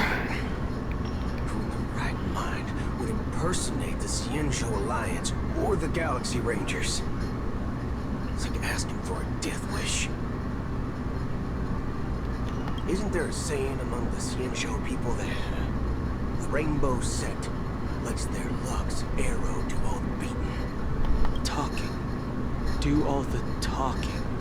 Well, you know what I mean. Even though the Galaxy Rangers have been out of sight for years, we've been keeping an eye on this region. Even the dumbest criminals know better than to mess with the Annihilation Gang, much less the Rangers. I thought they said that they didn't even know if the Rangers existed anymore or something like that. That Acheron lady. Don was saying something. She doesn't seem like a lunatic at all. On the contrary, she's highly logical and organized. She knows exactly when to hold back and when to strike without mercy. And you believe that someone like her would have an ulterior motive for impersonating a Galaxy Ranger? Not entirely sure. I do have my suspicions. Maybe she knows a Galaxy Ranger. Perhaps she's trying to lure us out for some reason, which I can't figure out. I feel like everyone's like, don't trust Acheron. Acheron's dangerous. She's just chill. She's just chilling. That's the vibe I get. Anyway, what worries me more are the anomalies within the family. They've summoned followers from various paths for the festival. No matter how generous such a gesture is, this move seems highly unusual. Unless the invitations weren't sent by them. If that's the case, it's even more intriguing that the family insists on organizing the Charmony Festival, despite the chaos. Maybe it's Shipei the Harmony pulling the strings. We find it beyond human understanding because it wasn't arranged by humans at all. People do stupid things out of irrational impulses. They abandon principles when self-interest is involved. They believe in things they know they shouldn't and fudge. They even break their own rules. But eons don't. They stick to their determined path and never turn back, even if they reach a dead end. You think Shipei's will is behind all this? It may not necessarily be Shipei. There's definitely some higher entity involved. I know it may sound pessimistic, but if human free will were reliable, why would we even need Galaxy Rangers? Fair. It's much simpler when you boil it down to the eons and paths. Like how Lon always follows the path of the hunt, or how the Express stays true to the Trailblaze despite Akavili's disappearance. But in my opinion, Akavili's fall holds significance for the Nameless. Oh. So you're saying the Nameless now have to take responsibility for their own choices because their absolutely right leader is gone? Exactly. I believe the purpose of the journey isn't just about following a path that's always considered absolutely right. So, Trailblaze. That's like a thing similar to like the hunt, preservation, destruction. So like that. Now it says it, and they're like when you look at the characters in the character menu, it says what they are. I haven't really looked at Dawn or March 1st, but I thought it said something. What does it say? It says that Trailblazer is our Trailblazer is preservation. I'm a bit confused by those things and the, what are they called? The eons? I'm not very familiar with them either. The lore with them. Like, once again, I've been on and off in this game. And I've been trying really hard to follow the lore and stuff, but I'm pretty lost right now. It's more about doing your best to choose the right path for yourself among countless possibilities, even with limited insight and judgment. I don't know what you've been through, but I agree that people must take responsibility for their choices, because no one else can do it for them. That's why the Galaxy Rangers need to uncover the imposter, figure out her true intentions. Acheron sus. Acheron sus. Acheron sus? Sussy Acheron? Just in case. I have a backup plan if the Memo Keeper doesn't show up. This is my final. So many backup plans. You sure have a lot of cards up your sleeve. That's saying a lot since his sleeves are pretty short. Well, going back to my old career would make things a lot easier. By the way, when you were walking around the hotel, did you happen to see any important-looking guests? What's your plan? It's simple. We just grab some hostages and use them as bargaining chips with the family. Or maybe we can even take their identities. That feels like something you do. Of course it does. No need for that. We'll return to the Express now. Wait. Are you getting scared? Draw your weapon. Let's make a big scene. What? I don't understand this guy at all. Are you leaving, esteemed guests? Would you like to cancel that Asdonis White Oak you just ordered? Huh? Asdonis White Oak? But didn't you just say? Ha ha.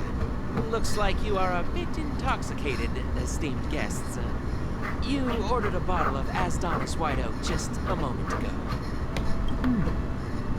Looks like your Memo Keeper friend has finally arrived. Oh, right. Sorry, my memory's not the best. You know, too many modifications and all. Anyway, let me check. Well, fork me. It says Donna's White Oak, all right. And there's a note. I'll be waiting for you on the Astral Express. No mistake. That's her message to you. She knew the hotel wasn't safe, so she suggested we find another place. Well, looks like we took a detour, but now it's back to the Astral Express. So, what are we waiting for? Let's go.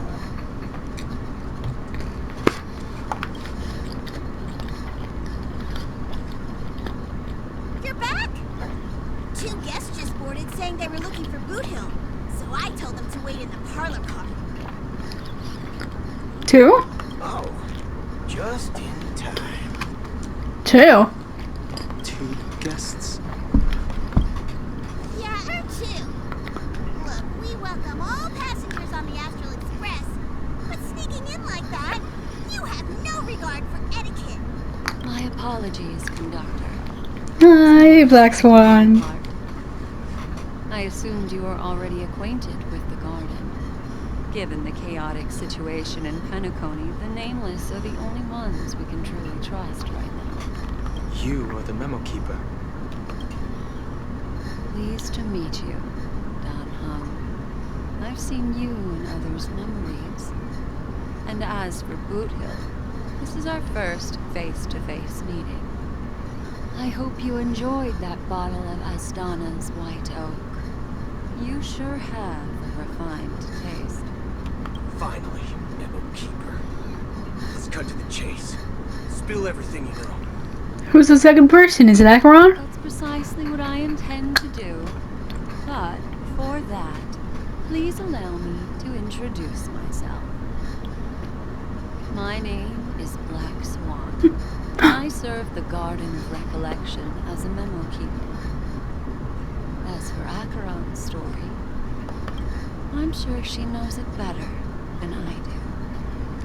Hi, Acheron. Ah! Hi. No, they can't be my baby girls. They have to be, something else. That I have too much pride to say. Stop, Layla, you're gonna fall! Stop! Oh my god, this dog. This dog is crazy. Greetings. I'm Acheron. Hi, Acheron. Hi. Ah, sorry. Hi. You garden of recollection shirtbag. You betrayed me. Nuh-uh. I apologize, but she did that at my request. Due to certain reasons, I have been exiled by the family. Thankfully, this memo keeper came to my aid and helped me escape their surveillance unnoticed. To be honest, it was more like stalking than helping.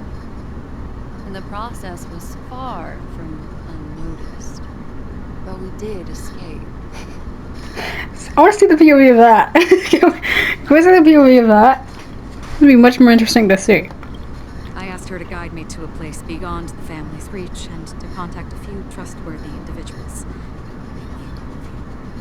Trustworthy? Son of a nice lady. You think I'm dumb or something? He does give off a bit of a bimbo. It's not bimbo. Himbo vibes.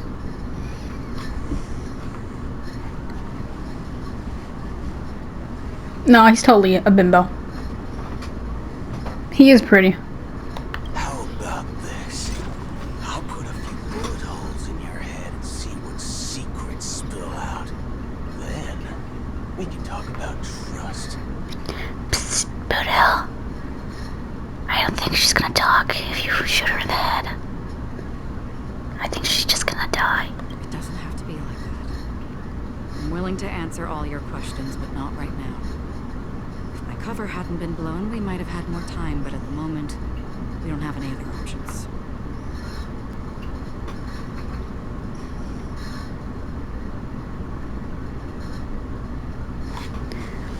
You're just gonna keep standing there like that, buddy? No other options. What do you mean? This is the only way I can ensure everyone's safety. I kindly request an immediate warp jump out of the Astana star system.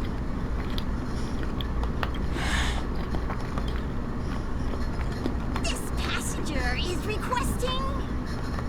As far as I can tell, she's not a threat, and seems to be telling the truth. What do you guys think about Black Swan and Acheron?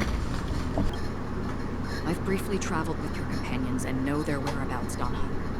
Please rest assured, your nameless companions are safe, but they need our help.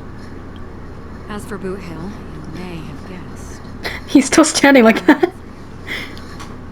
Galaxy Rangers are known for their elusive nature and limited contact with each other. So this was the only way I could reach out to... But hell, stand down. What are you doing?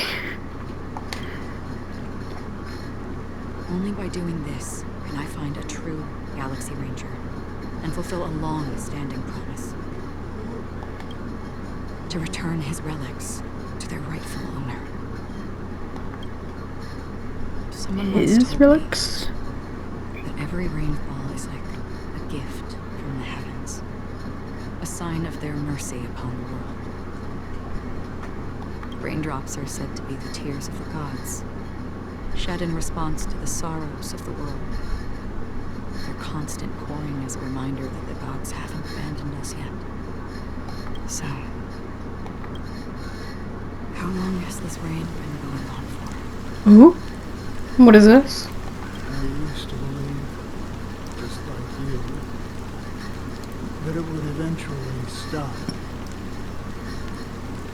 Years and decades passed.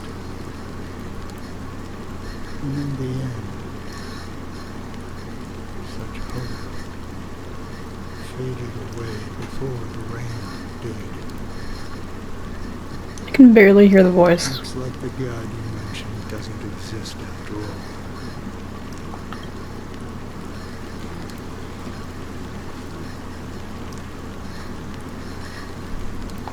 Well, let me share a story.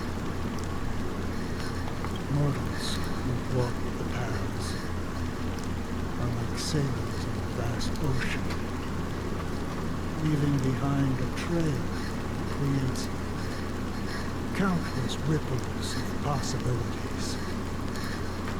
These ripples last longer than the fleeting lifetimes of humans, and for some, their presence leaves such a strong mark that it's reflected in the waves.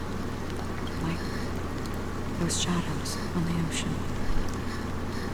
Sinthirsters, the obsessions of pathstrayers, they emerge from the depths of IX, seeing themselves as masters of their own destiny, unknowingly repeating the actions of their past lives. They emerge from the nihility and head toward it, leading purposeless lives. However, these hollow phantoms were once my dear companions, a group of Galaxy Rangers.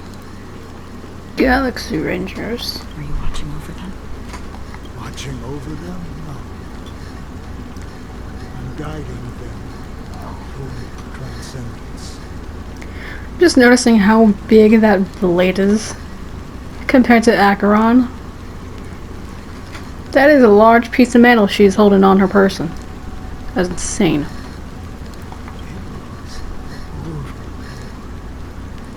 A crusade that shook the universe.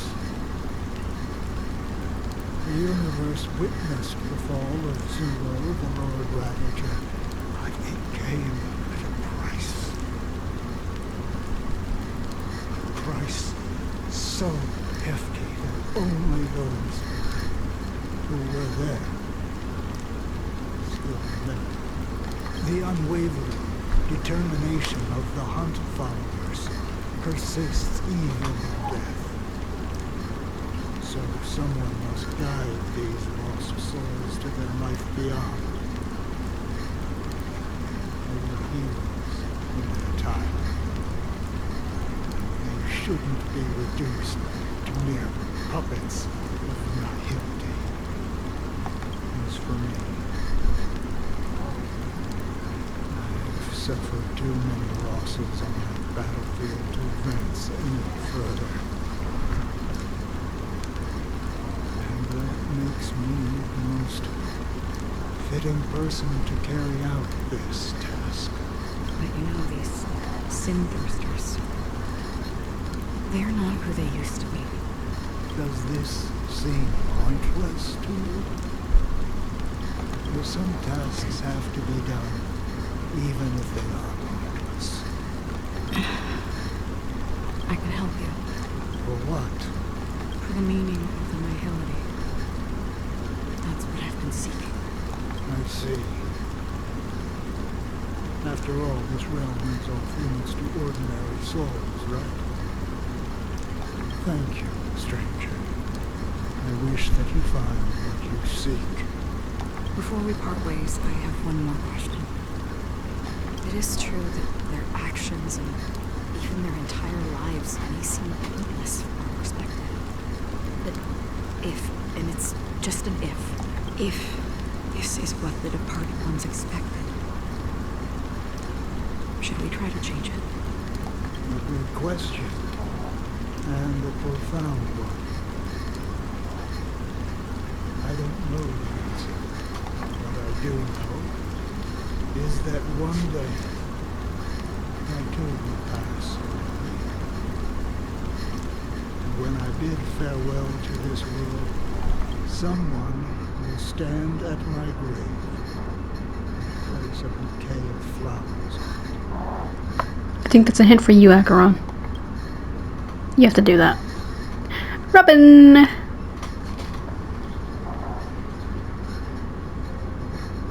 9 system hours? Is that like... Are system hours still just hours? When I appeared as a child, my speech, mindset, and soul reflected immaturity and innocence. As I grew into adulthood, I left behind my childlike side. Yeah, that tends to happen. I humbly request your blessings, esteemed advocate of Shipe. Come to me, my kinship. I have sought their presence with us. As you wish. I have faithfully served the Alfalfa family for nearly a decade, promoting the path of the harmony to the best of my ability. However, I made a mistake yesterday.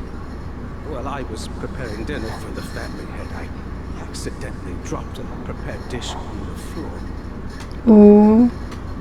Out of laziness, I lied and claimed that everything was ready. Although the head has dismissed me as punishment, it has been tough to sleep with the guilt still gnawing at me, as I worry that the seeds of evilness may have taken root in my soul. So, I confess to you now to seek atonement for my sins.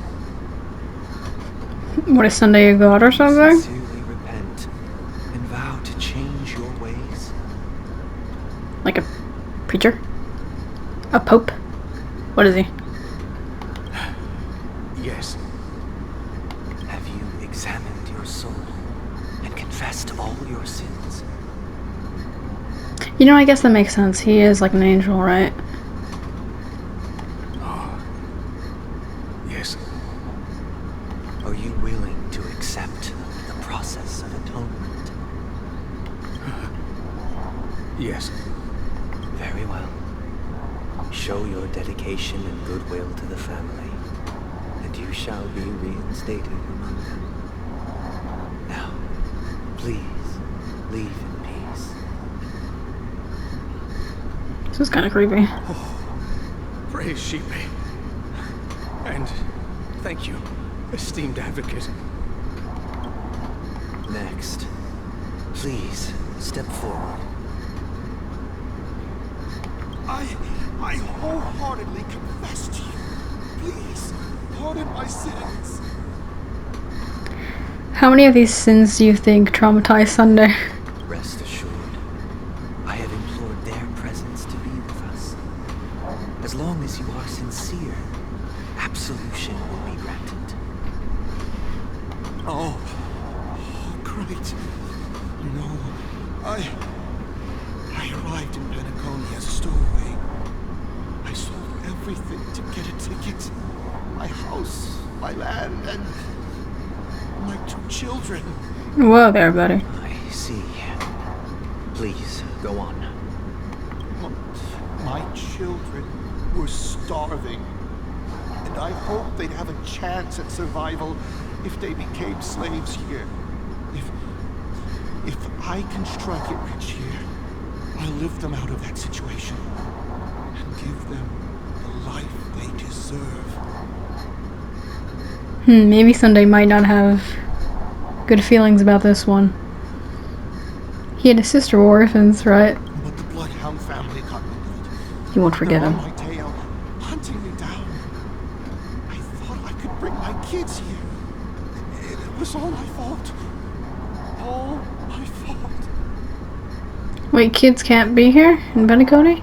The family is ready to forgive all sinners. I'll ask the Bloodhound family to cease their pursuit.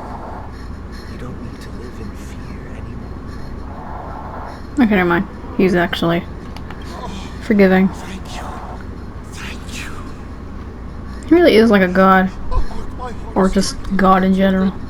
And make them part of the family. Praise the harmony. Like, yeah, his goal is to make them believe in the family, I guess? Next, please step forward. Hey, long time no see, Mr. Sunday. The most esteemed individual in Penacony. And The next leader of the Oak family, right? I have sought their presence with us.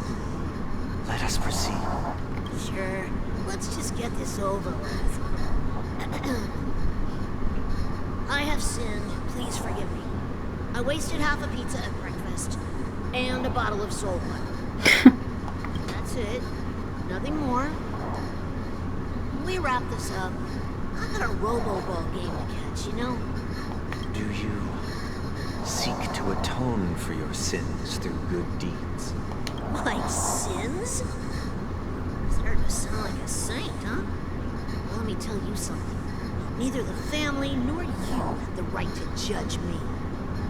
You think nobody knows what your precious family has done? About the watchmaker? Huh? Kid yourself, Featherbrain. Those dream chasers might be fooled by your act. Don't fool yourself. Before you start spouting off your holy verses, answer me this. Where does the power of the Oak family come from? Your power. What makes you think you can sit there all high and mighty, looking down on everyone else? Pesci has a point. Well, I've spent enough time in confession today to enter the Harmony's paradise, right? Take my leave. Good luck with your election, and, don't make me regret my investments in you.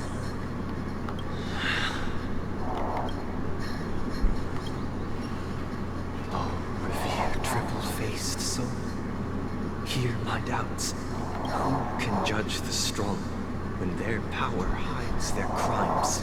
Who can vouch for the weak when they will pay any price to survive?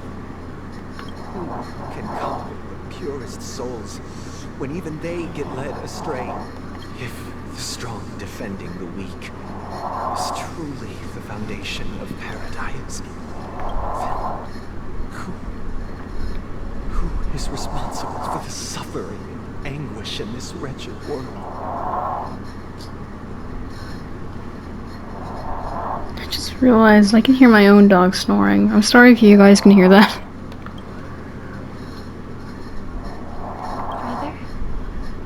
Brother? Robin? Brother? Robin! All right. What, did he fall asleep standing up again? Gosh, Sunday. Every time. Fine. I've been working long hours, and I just made a trip to Dreamflux Reef and back. So, I'm a bit out of sorts. But it'll all be over before we know it. You've been working non-stop on the Charmony Festival, Mr. Sunday, and no one could have predicted this incident. Even if the Stellaron does pose a grave threat, I still feel sorry for all the trouble we've caused you. No need to worry about troubling anyone. The Charmony Festival was meant to spread joy and harmony across the cosmos. But now that we know the truth, I'm afraid we'll have to cancel it. No! Now you cancel it? I just realized. Now you cancel it? There was like the risk of death lurking. And that wasn't even that wasn't enough. It has always been our wish to make everyone happy, so we'll do our best to explain everything to the Dream Master. I'm sure he'll understand. This might be a good thing though. You know how Sparkle gave everyone those things. Those buttons to push on the day of the Charmony Festival. Even if the negotiation does not go smoothly, I'll refuse to go on stage. Without the Chordmaster, the Harmonious Choir would not arrive, and the Charmony Festival would be just a grand performance, and nothing more. I'm relieved to see your determination. You know, since arriving in Penacony, we haven't had any contact with this Dream Master himself. I'd heard of the heads of the 5 major lineages, but the Dream Master is a mystery to me. Yeah. The Dream Master rarely grants an audience, even for us. But, given the urgency of the situation, he's agreed to meet us in person. Don't tell me he's gonna bring out his NPCs again. Perhaps you'll be the first guest to meet the Dream Master in years, Mr. Yang. Let's hope we can reach a consensus that satisfies everyone. Indeed. Let us hope so.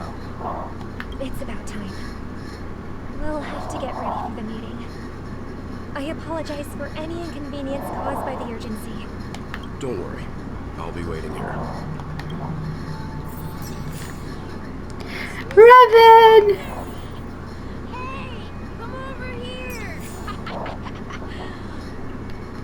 Don't touch Sunday! Someone needs help. Let's go check it out. Oh. You have to help him? Look at her! Hold on. There we go. Oh my goodness, look at her, so pretty. I kind of regret not pulling for her. But I'll probably get her after I get Acheron. If that's the path that I choose. That whatever that new I saw that the new 5-star, I think that's coming up next. Duh, he looks like a fox, I think. Might be a fox, might not be a fox.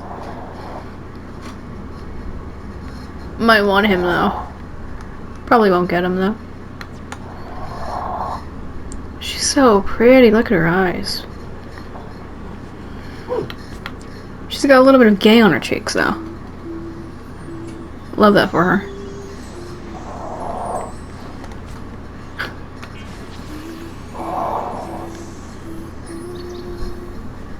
She's so cute.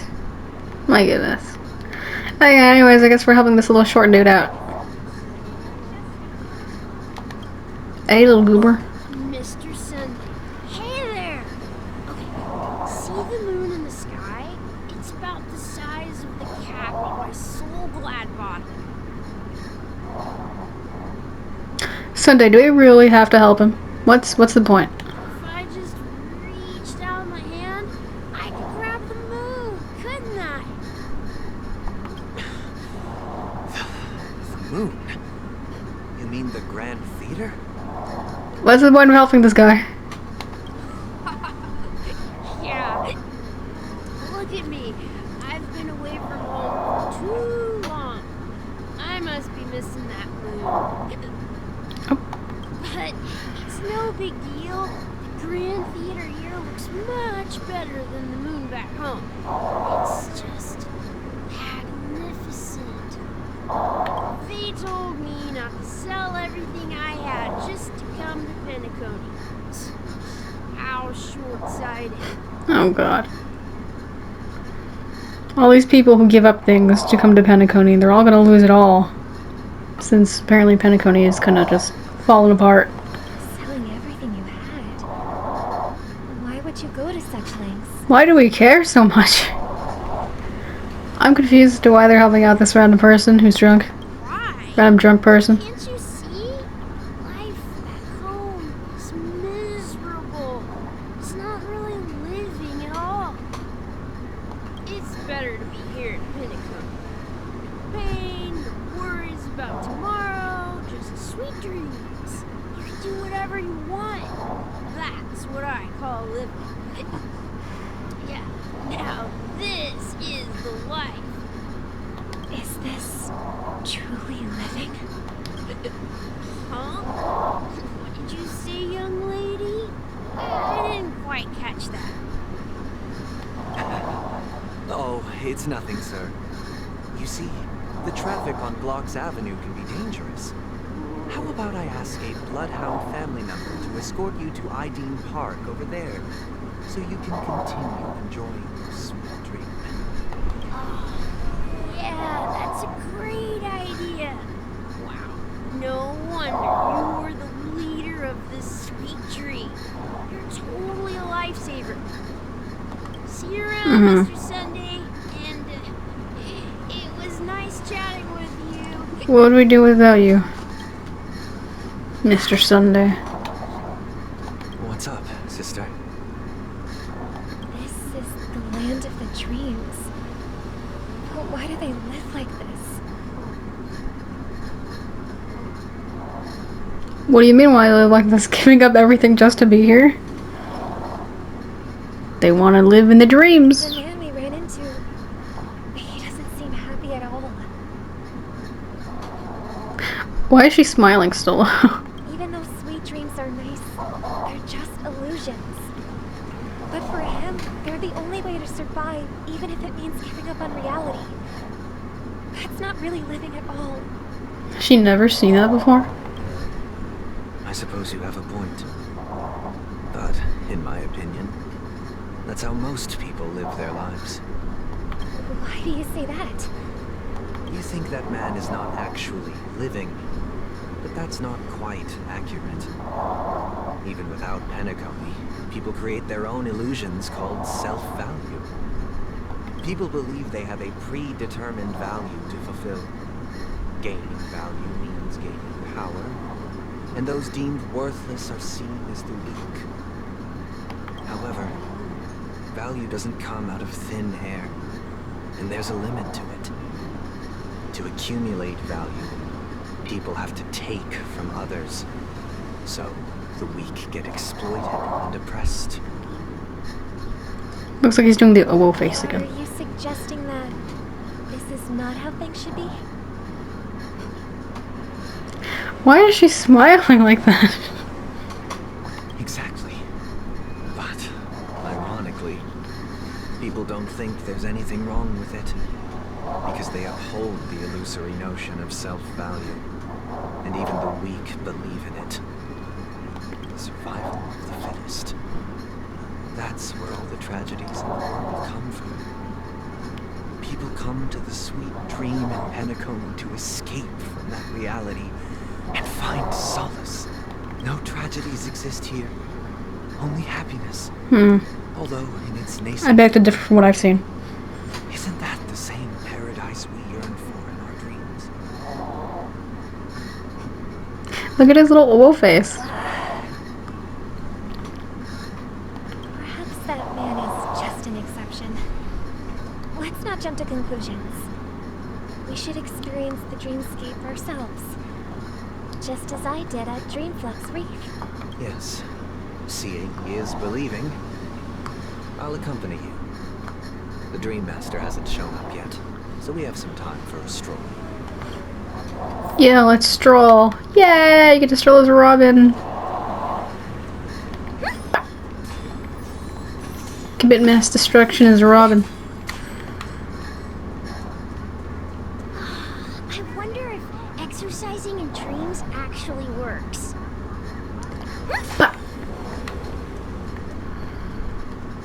I'll learn more about the dream before the Dream Master's arrival. Hi.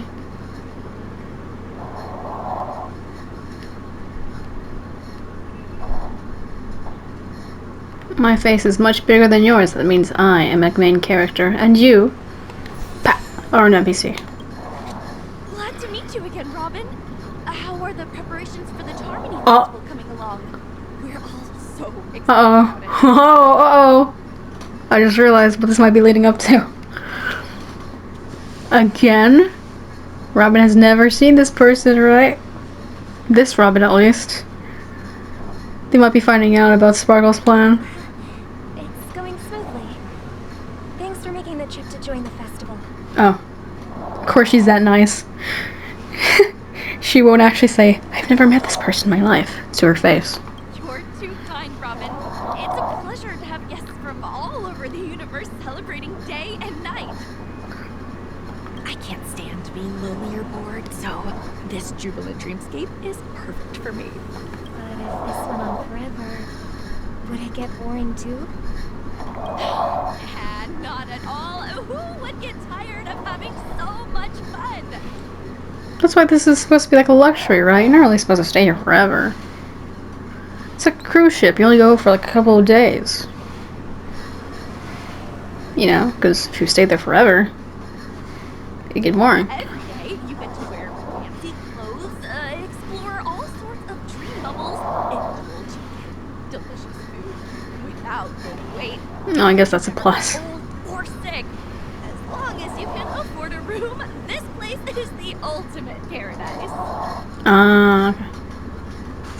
Yeah, it's a lot different than a cruise ship, you know.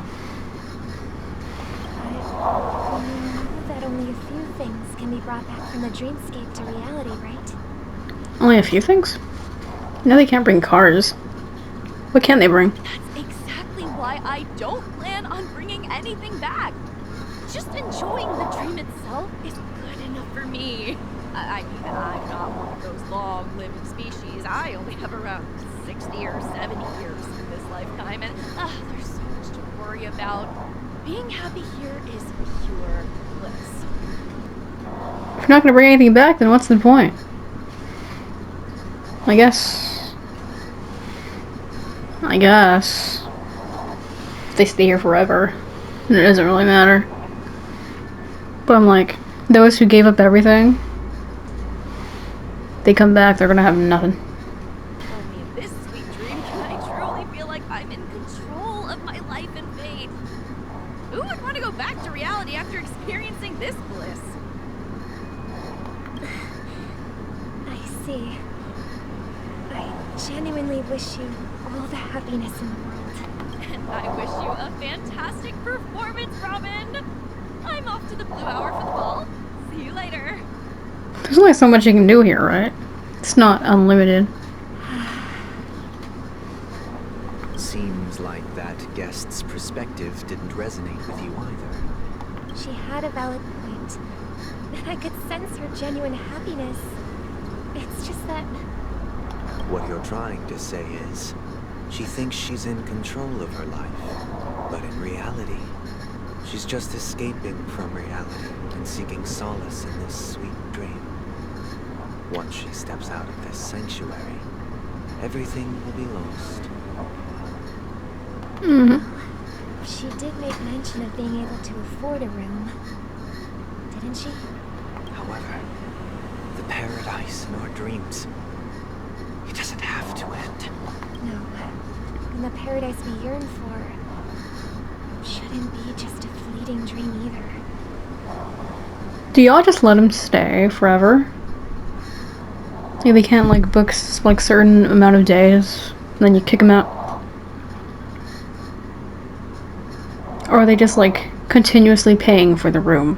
Because that also sounds very pricey.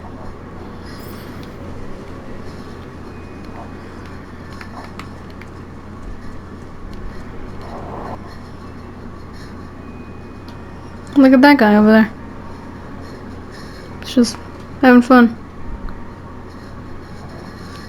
Leave him to it. Hello.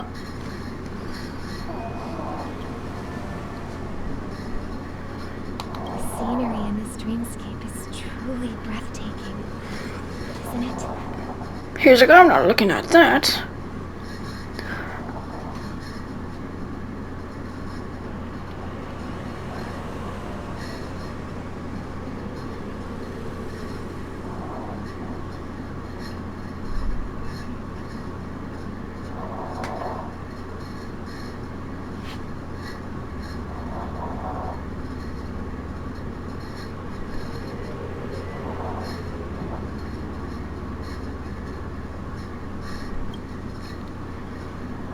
Hello. Robin, can't believe I'm meeting you in person here. What an honor. You're right. Even though time stands still in this dreamscape, it always feels fresh. I find something new every time. Philosophical mind. I hope I'm not intruding. Oh, not at all. No. With little time left, I yearn for meaningful conversations, especially with someone as esteemed as you. Do you mind if we chat? It's my pleasure. No need to be formal. Just speak your mind. You said, with little time left. Please, forgive me for being blunt. But is that why you came to Penacony? Yeah. I was part of a war, and while escaping from the Symposium mothership, I got exposed to some radioactive materials. Oh, yikes. Then, all my comrades died. My hometown was wiped out by neutron bombardments. You couldn't bear to lives. Everything I knew gone. That's when I heard about a possible solution here, so I came. Do people here live forever or no? Like, I assume that their body outside. Their body outside of the dreamscape ages. But they don't. Well, like, what happens then? Do they just fade away? How heart-wrenching. I hope the family has been able to help you. They have, and I'm truly grateful for that. They provided me with a comfortable room, the most advanced life support devices in the cosmos, and a stellar team of caregivers. My physical body is now in the dream pool, sustained by life support. The me you see here is whole, rational, and no different from any other person. But I can't say the same for the me in the hotel room. Wow, that's crazy. The true appearance. Well, I hope you never have to witness it, Robin. Wow. You'll be living forever in this dreamscape, right? Just being able to live at all is good enough for me. Whether it's in this dreamscape or not, I don't really have much say in the matter. My world has been torn apart. My life could end any second. Wow. So, even if this whole place is an illusion, it's still my paradise. And I'll treasure every moment I spend here. It's interesting. Now I envy those everlasting things. That old man's story. It's so tragic. Fortunately, this sweet dream gives him joyful memories to hold on to for the rest of his life. Yeah, but he's also confined to this dream. That's precisely why this sweet dream in Penacony exists. However, even this sweet dream has its limitations. While it provides solace to the disillusioned, it can't completely eliminate pain in reality. There will be a way out. Penacony is already on the right track. Oh, whoa. Oh, whoa face.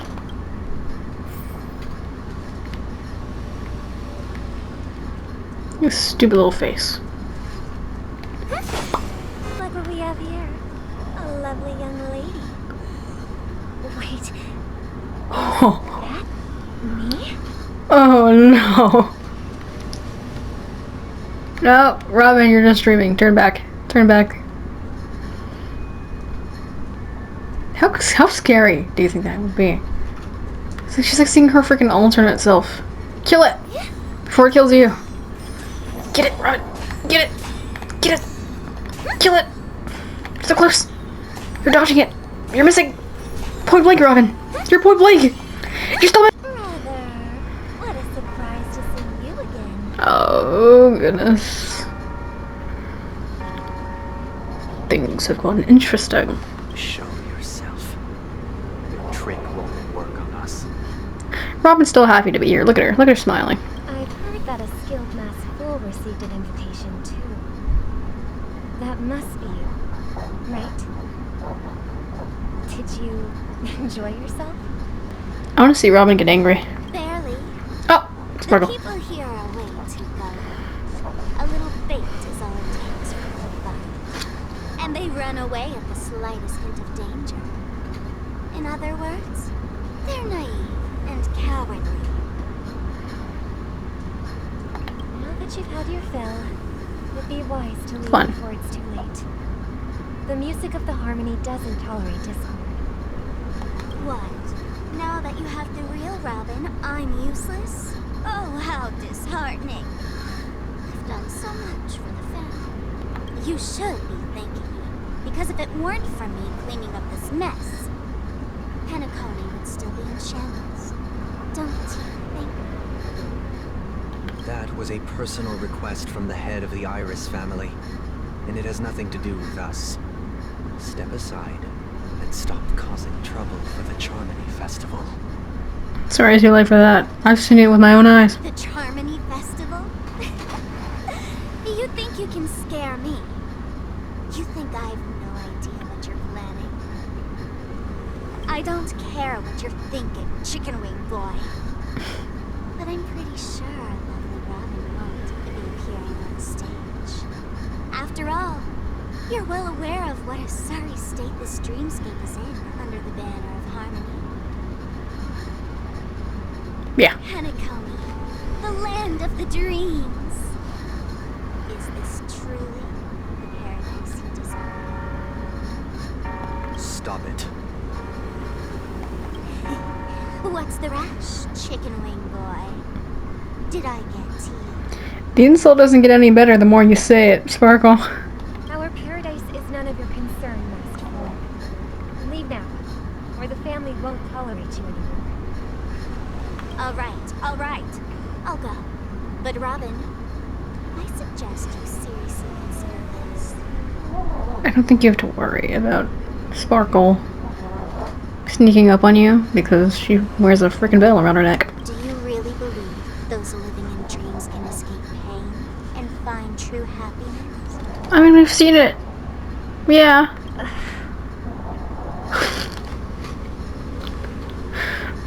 Robin is stressed out, but she's smiling through the pain. Well, I've done my part. And now I'm simply waiting for the fireworks to begin. Oh, goodness. Here, the last 2 gifts for both of you. And don't lose them. If by some unfortunate chance the Charmony Festival starts against all odds, remember to use them during the show. What is that supposed to mean? And it'll be thrilling. Bang! I heard a raven calling in the distance. It seems the Dream Master will arrive soon. Did you? Great, the Dream Master. Oh, let's see. Let's see which NPC he uses this time. Let's wait here for the Dream Master to arrive. Very inconspicuous area. Okay. By the way, brother, I heard you no longer have a sweet tooth.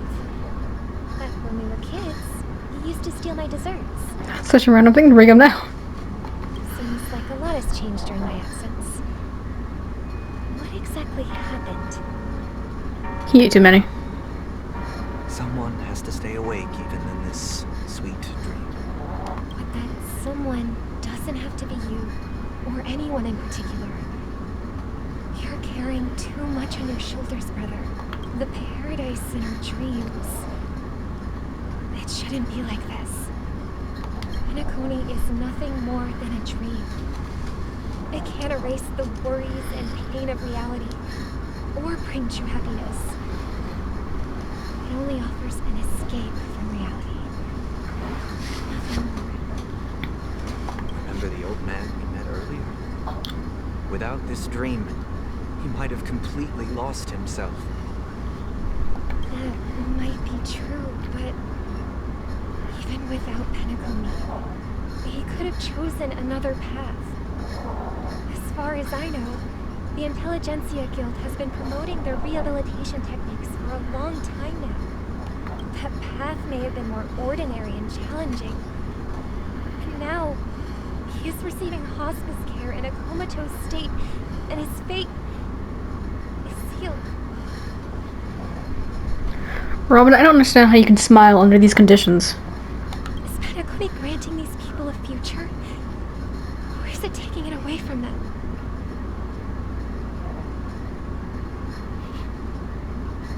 Yeah. The latter. Don't forget this. Not everyone really has a future. The future for humanity is like the sky for birds. People mistakenly believe that flight is inherent to birds because they've never witnessed those birds crashing to their death. Do you remember how we took in that little Charmony dove when we were young? Yeah. We took care of it. Provided food and water, groomed its feathers, and later When I decided to leave Penacony, I opened the cage and set it free. Well, I didn't mention what happened to it in my letters because I didn't want to upset you. Oh! Sunday, what'd you do? Shortly after you left, it crashed to its death right in front of your window. You're barely telling her now? I'm like, how long has she been away? That's what I want to know. I had surmised as much. I knew you wouldn't have Whoa. avoided mentioning the bird for no reason. Look at her. Look, she's not smiling anymore. She's actually really sad. You can tell. Despite that unfortunate outcome, I still believe it was the right decision. Birds aren't meant to spend their lives in cages. They belong in the sky, even if they can't fly. But here's the thing. If there are birds in this world that can never fly, can we really assert that they belong in the sky?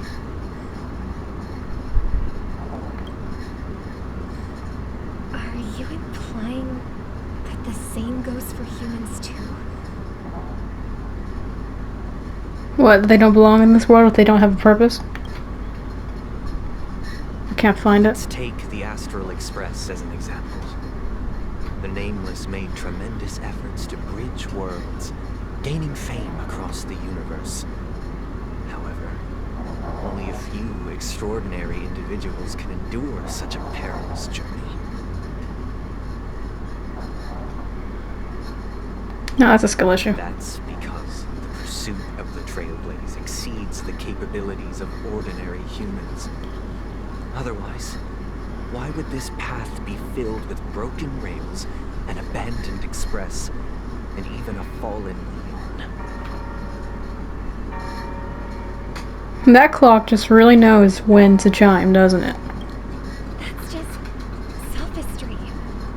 If that were true, then only the powerful would have the right to determine the future. I mean, don't they?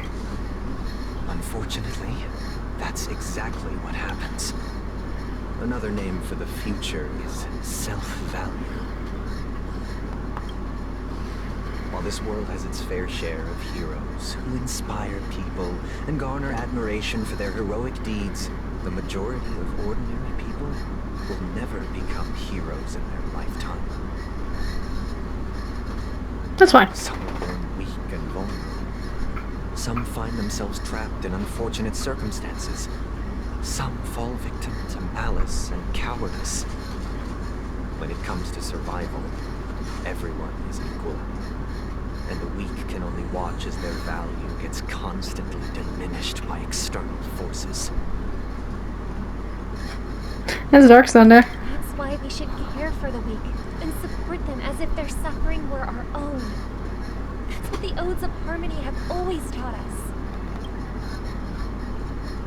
While the Harmony holds noble aspirations, the strong will always be strong, and the weak will always be weak. Even in this carefree dream. Human nature contains greatness, but it also harbors inherent weaknesses that can't be eradicated. Doesn't this go against... Like, don't his words go against what happened to them? Like, they were orphans, right? They were weak. They didn't have anything. And then they were picked up by the strong family. And look at where they are now. They couldn't have got that by themselves. In the end, if people can't even secure their own survival, they won't care about the illusory future of equality. As long as the law of survival of the fittest prevails, there will always be fledglings crashing to their death. You forgot where you come from, boy. What if people don't live for the future? Do they merely exist for survival?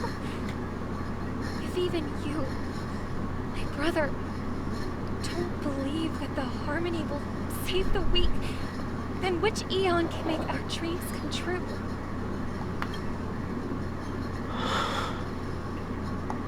People often forget that when the first bird took flight, the entire world envisioned a future where no more fledglings would ever crash to their death.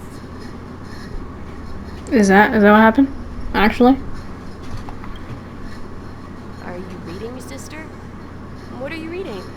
Trustful boy. What? Mr. Gopherwood gave me a picture book.